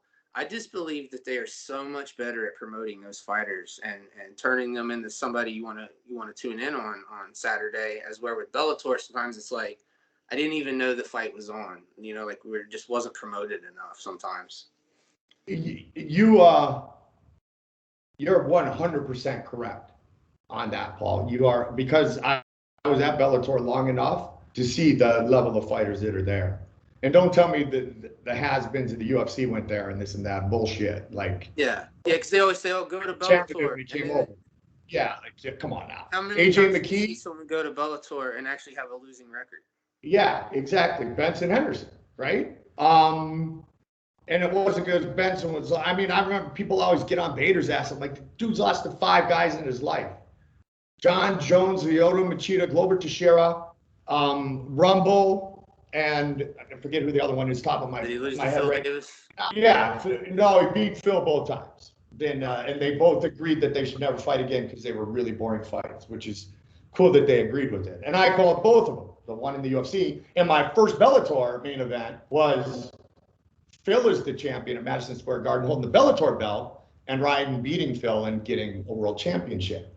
Right. But Scott Coker he's just a different than it. Scott was great to me. If we stayed on CBS Sports Network and didn't go to Showtime, where Moro's been for the last decade and a half, I'd still be sitting next to Big John. But you're right. I mean, that yelling and screaming, it gets your attention. And being first also helps. But yeah, you gotta get out there and wear the hat. And I used to say it all the time. The best black hat wearer, you know, in the early days was Tito, because half the world loved him, half the world hated him, and the entire world paid for that pay-per-view because they either wanted to see Tito win, they wanted to see him get his ass kicked. You know, he pressed by. And, you know, being a polarizing figure in a proper fashion, Conor McGregor, taking it too far at times. You know, he sure capitalized in the biggest of biggest ways by not taking it too far, but by being a personality and hyping fights. You gotta have a storyline, man. Nothing better than a storyline, and he can create them. But Tito back in the day wore the black hat better than anybody. Anybody. Yep. I think he had like 4 title defenses or 5, something like that. He was right up there. The thing about Scott Coker is I've interviewed a few people, and when anybody talks about Scott, man, they just seem to just have nothing but good things to say about that guy. I know, like, when I Yeah. interviewed Kung Lee was really, like, real high on Scott Coker. And you know what? So is Mike Goldberg. So am I. I've never used my like the third person thing. That sounded really weird. I'm a Scott Coker Like fan. this. Scott was nothing but great to me, nothing but appreciative, nothing but a gentleman. He made a point of letting me know that it was a change of networks and I did nothing wrong, that he appreciated everything I brought to the organization, that the door's always open. Scott Coker's awesome. I had more texts. Scott Coker is a season ticket holder for the San Jose Sharks. He's been in the Bay Area forever. And he gave his seats to my son and I when the Sharks went to the Stanley Cup Finals against the Penguins a number of years back. And Cole and I are sitting in his seats, like, Goldie, they're yours.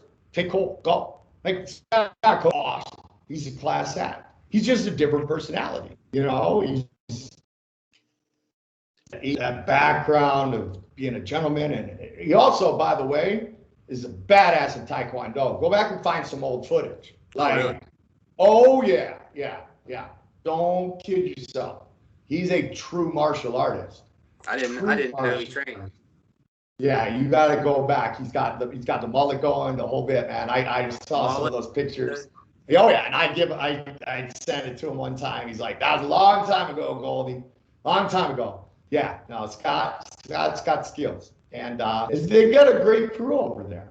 And Kung Lee was one of his stars. It's right, but with the fact that Strikeforce was a local promotion that Scott built from the ground up, and it got so that back in the day, the philosophy business-wise of Zuffa and the Fertittas were, if they start to get close to us, we'll just buy, and they bought Strikeforce.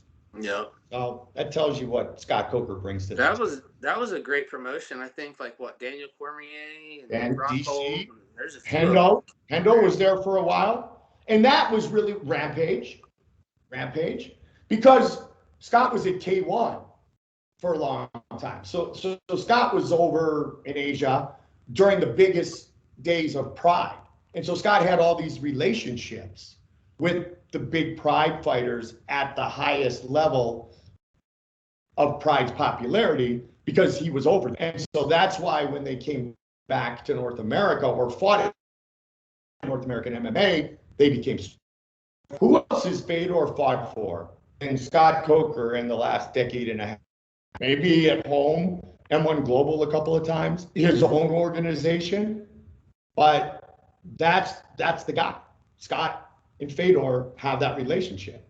That says it right there. And Fedor's last fight coming up next month, I guess, or a little bit over a month against Tim. Man, it was so disappointing to me that we never got Lesnar versus Fedor. I feel like that would have been just such a big fight. I wanted to brand you. Never could get him, man. I know. I was asked who would win that fight, and I would say Fedor. I think. Yeah, I think Fedor would. And because Brock had one really, really sharp sword, and the other were nubs that could do some bruising. But Fedor's got a whole box of weapons, and I think that would have been the difference. Hard to argue. Yeah.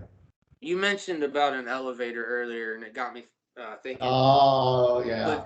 Bruce Buffer and Frank Trigg, when they got into that fight or whatever. What was your first impression when you heard that story, and maybe like what was everyone else like that worked there thinking, hearing that backstage? That had to be crazy.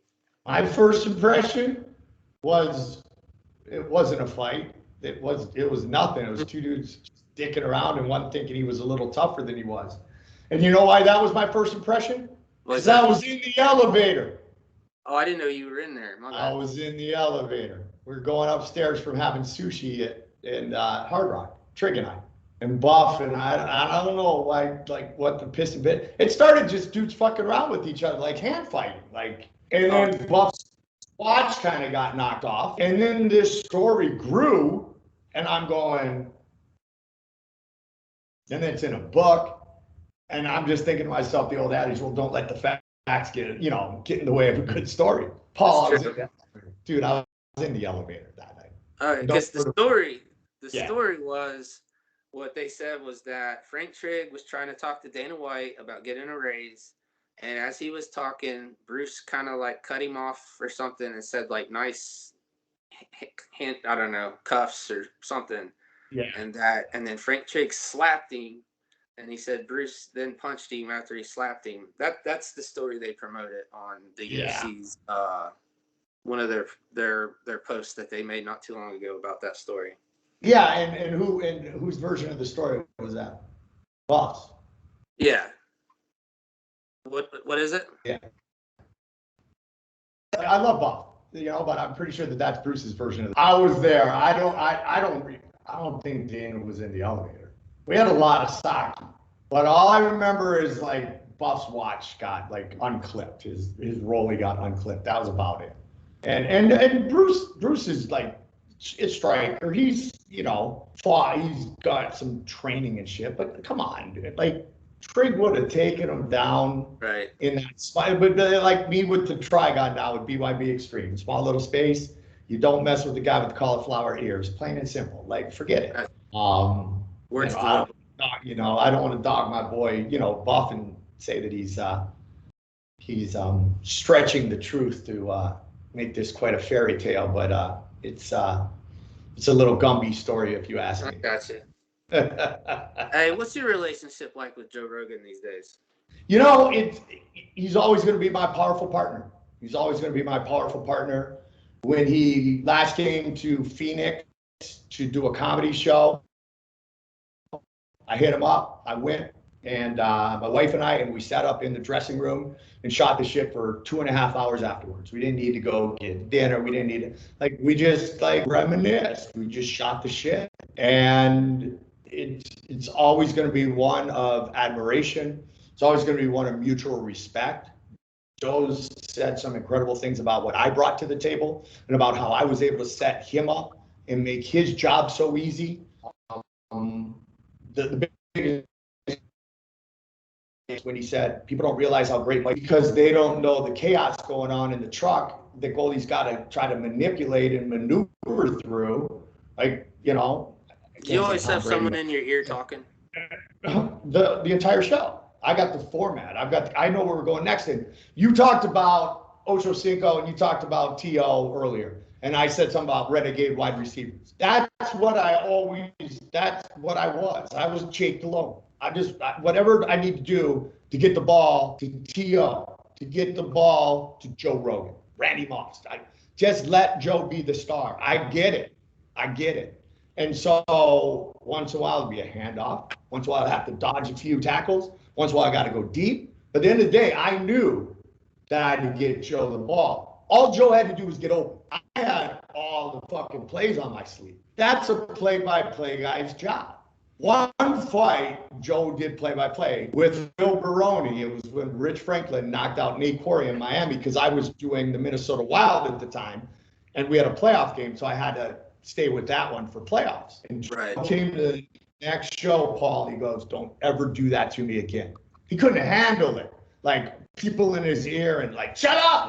You got to go to commercial. And that's the greatest compliment he said. People don't realize what Goldie does to hold the fort down and just create an environment for me just to be me. And I cherish that. I cherish my times with Joe, man. We had it was Manchester, and I was with Crew Delagrati, Eddie Bravo and he's going through his jokes and he starts talking about soccer, football, talks about how stupid it you don't use your hands. And the laughs weren't very abundant. They kind of got quiet.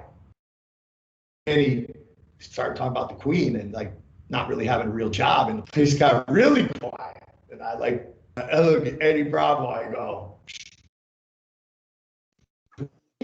I know Joe can handle it. I'm kind of feeling like we right now before we get beat up by a bunch of hoodlums.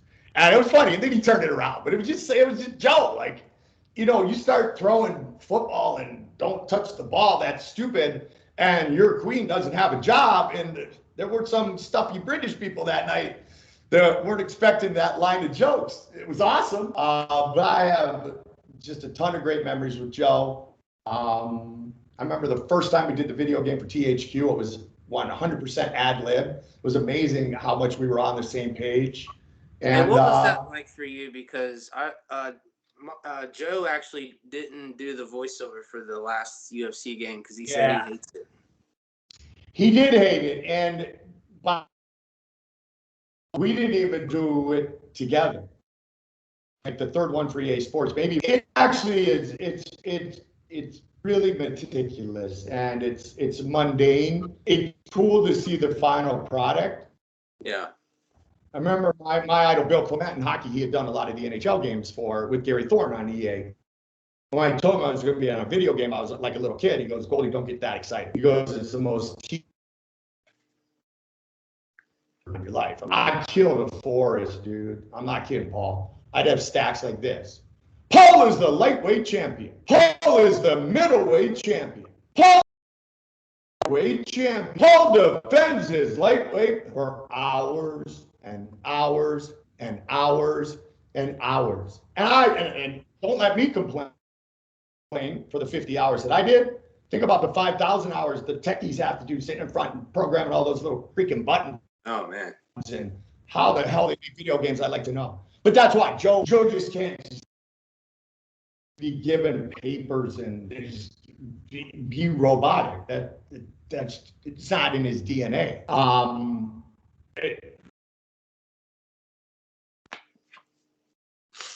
But I could handle it more. And I wasn't the star fear factor, so I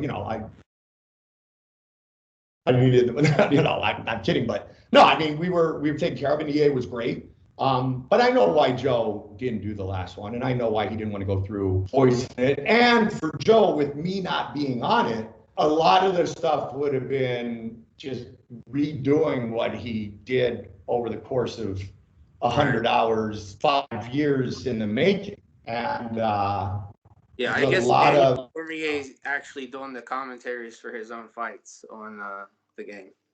That's kind of cool, though. That's good. Yeah, that's kind of good. Yeah. Of course, Joe Rogan is a rock star, but I do feel like he was better with you there. First of all, I don't like 3 people in the booth. I thought it was better when it was just you and Joe, and I think he was able to do what he did better with you there. I think you guys are definitely not the same without you, because we all watch nonstop old clips, man.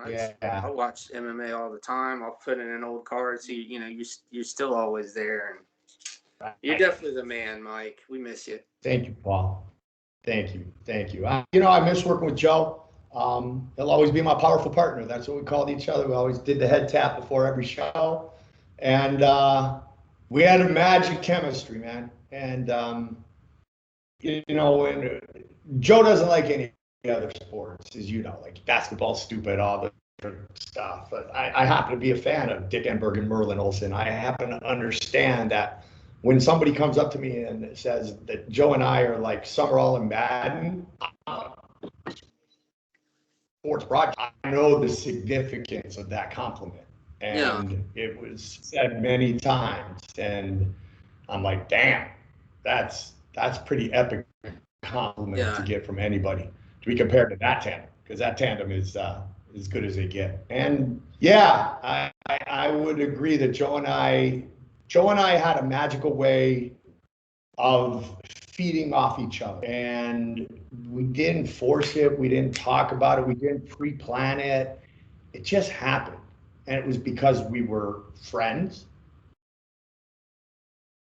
True friends. I'd go to his comedy show. Like I said, we were true friends. And because we respected each other, and because I knew that he was the guy. And especially when it got to the ground, like, he's a black belt. Pat Summerall was a kicker in the NFL, as you know, Paul. He played the game. But did you ever hear Pat Summerall try to break something down when you got Coach Madden next to him? No. Why? Because you got Coach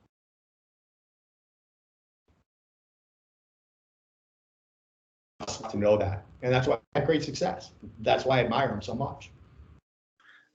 So what do you got going on now, Mike? You're doing some bare knuckle boxing, you're calling some fights. Bare knuckle, yeah. BYB Extreme is my new venture. And we have a show on September 11th. It'll be my second one at the broadcast table. First one I did with Paulie Malignaggi and Benny Ricardo. He has a football game that Sunday, so he's not with us for this one. So Al Bernstein and Claudia Trejos are going to be at the desk. So Bernstein's going to be there as well. So you pretty much have Showtime Boxing back, even though Paulie's departed. But Paulie's my Rogan now. And they're also the new dream team. And I had a lot of fun working with Paulie. Dude, man. And he's a lot like Joe. Like, he's going to tell you what he feels, Yeah. He doesn't care what you think. And I like that. But he's a fun guy, man. We were laughing, and Benny's a funny dude. Bare knuckle is the next big thing. And I truly believe that. And the owner of BYB Extreme, Mike Vasquez, has a vision.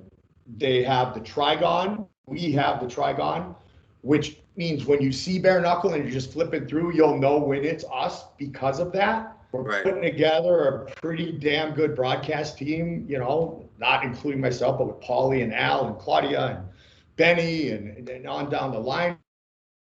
Putting on great fights. Patricia Juarez is our first female champion. Her sister Barbie Juarez is the most famous female Mexican boxer ever. She's the Julio Cesar Chavez female version of boxing in Mexico, Barbie Juarez. Her little sister, she's the middle. Patty won our first title when little sister Lourdes was defending her belt in Mexico at the very same time. She came into bare knuckle. And people want knockouts. And I'm like a little kid again, Paul. Yeah. I'm like a little kid, and I'm determined to go on a journey again and make BYB Extreme, at least try to do my part with my passion to make it the UFC of the because bare knuckle is not new. MMA was built in. Bare knuckle goes back, to 75 round fights. Right. It's the oldest form of combat sports, but it's the newest craze. Yeah. And people are ready for something different, and everybody loves the knockout, and there's plenty of them. And so the sky's the limit. And it took everything that you and I talked about, including an unfortunate departure of the UFC, and many years for me to be able to step back to realize that I was so immersed in it that there were parts of it that I didn't enjoy as much as maybe I should have I actually did.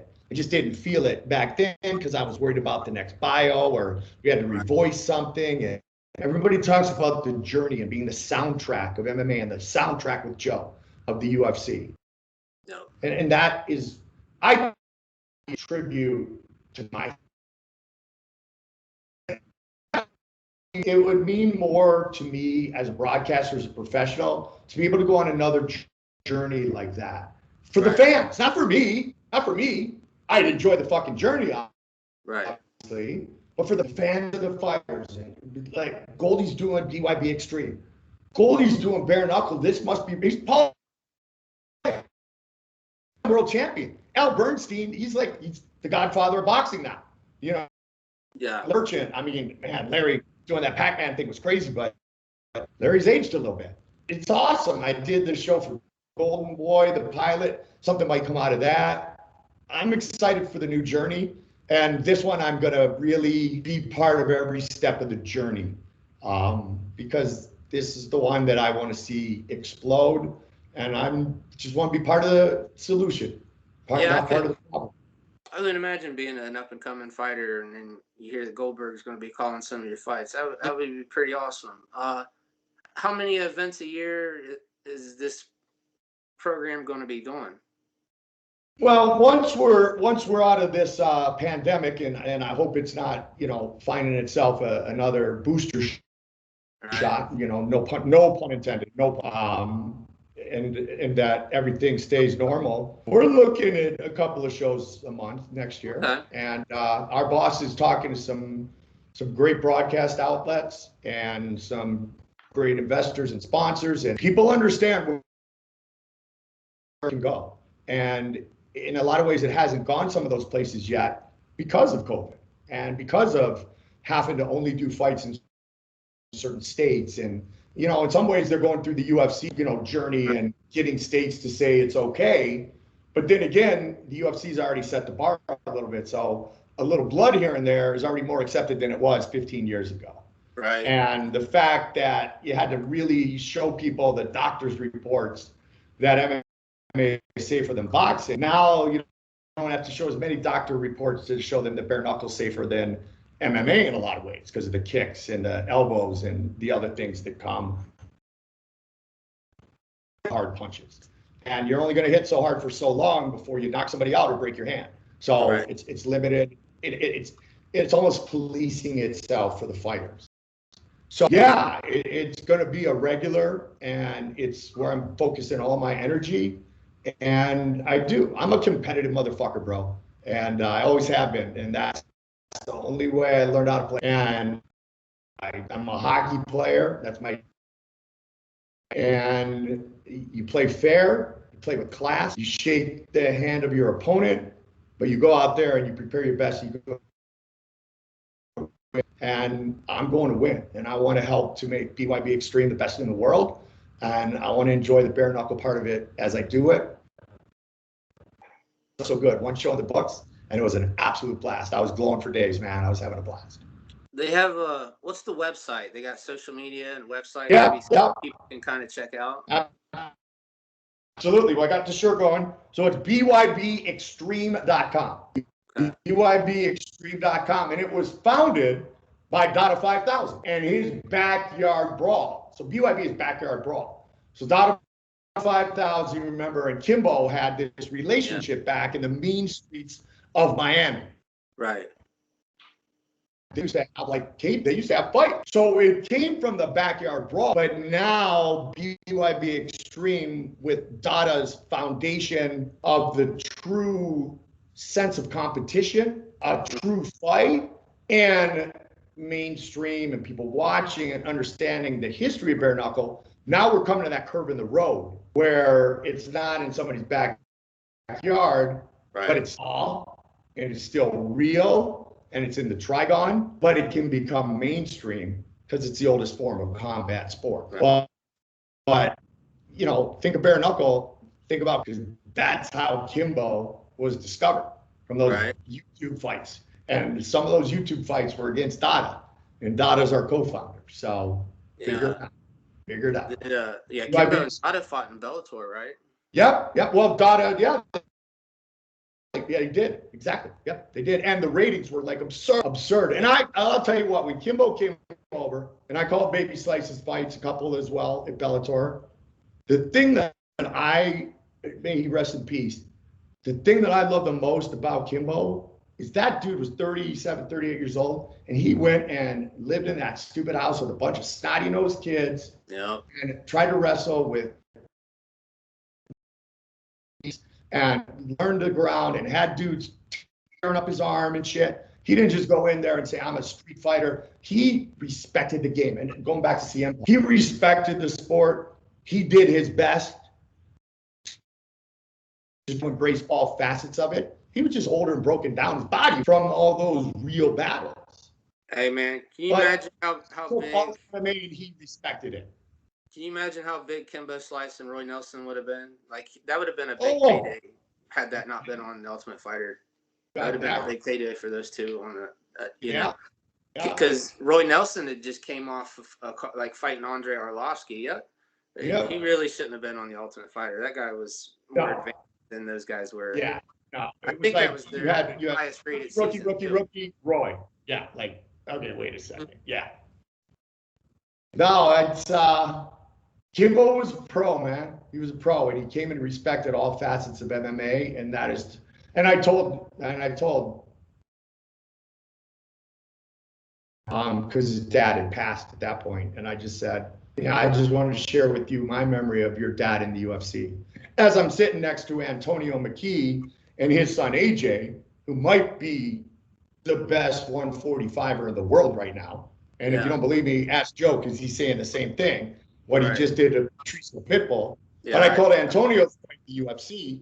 And so I got the father-son sitting there and Antonio and AJ. And I just told Slice what I told you, Paul. Like, I just had huge respect for your father because he respected the sport the way he did. And I'll never forget that. I thought it was really, really, really cool the way that Kimbo did things. He did it right. He did it right. And I think Kimbo even went on to go like 10-0 in boxing or something like that. Yeah. 9 knockouts. He did pretty good when he moved away from that. Yeah, he had a great run. I think it's hard to take them leg kicks at that age. And that was it. You know, he almost beat Matt Mitrione, and that was a high level heavyweight. So absolutely. Yeah. Dangerous dude. Well, we're like 2 hours in, brother. I think I've asked all my questions, man. I really appreciate your time. This is really cool. Appreciate it. And my pleasure. It's the longest interview I've done. Thanks for letting me cover all this, and I really appreciate you. Is there anything maybe that you might want to say for anybody or anything? Just that you reached out. I was hard to nail down between getting sucker punched at a hockey game, finding out I got to have my shoulder rebuilt again. Shitty news yesterday. But I said to you, let's do it at a time where I can give you the proper time and all the time that you want.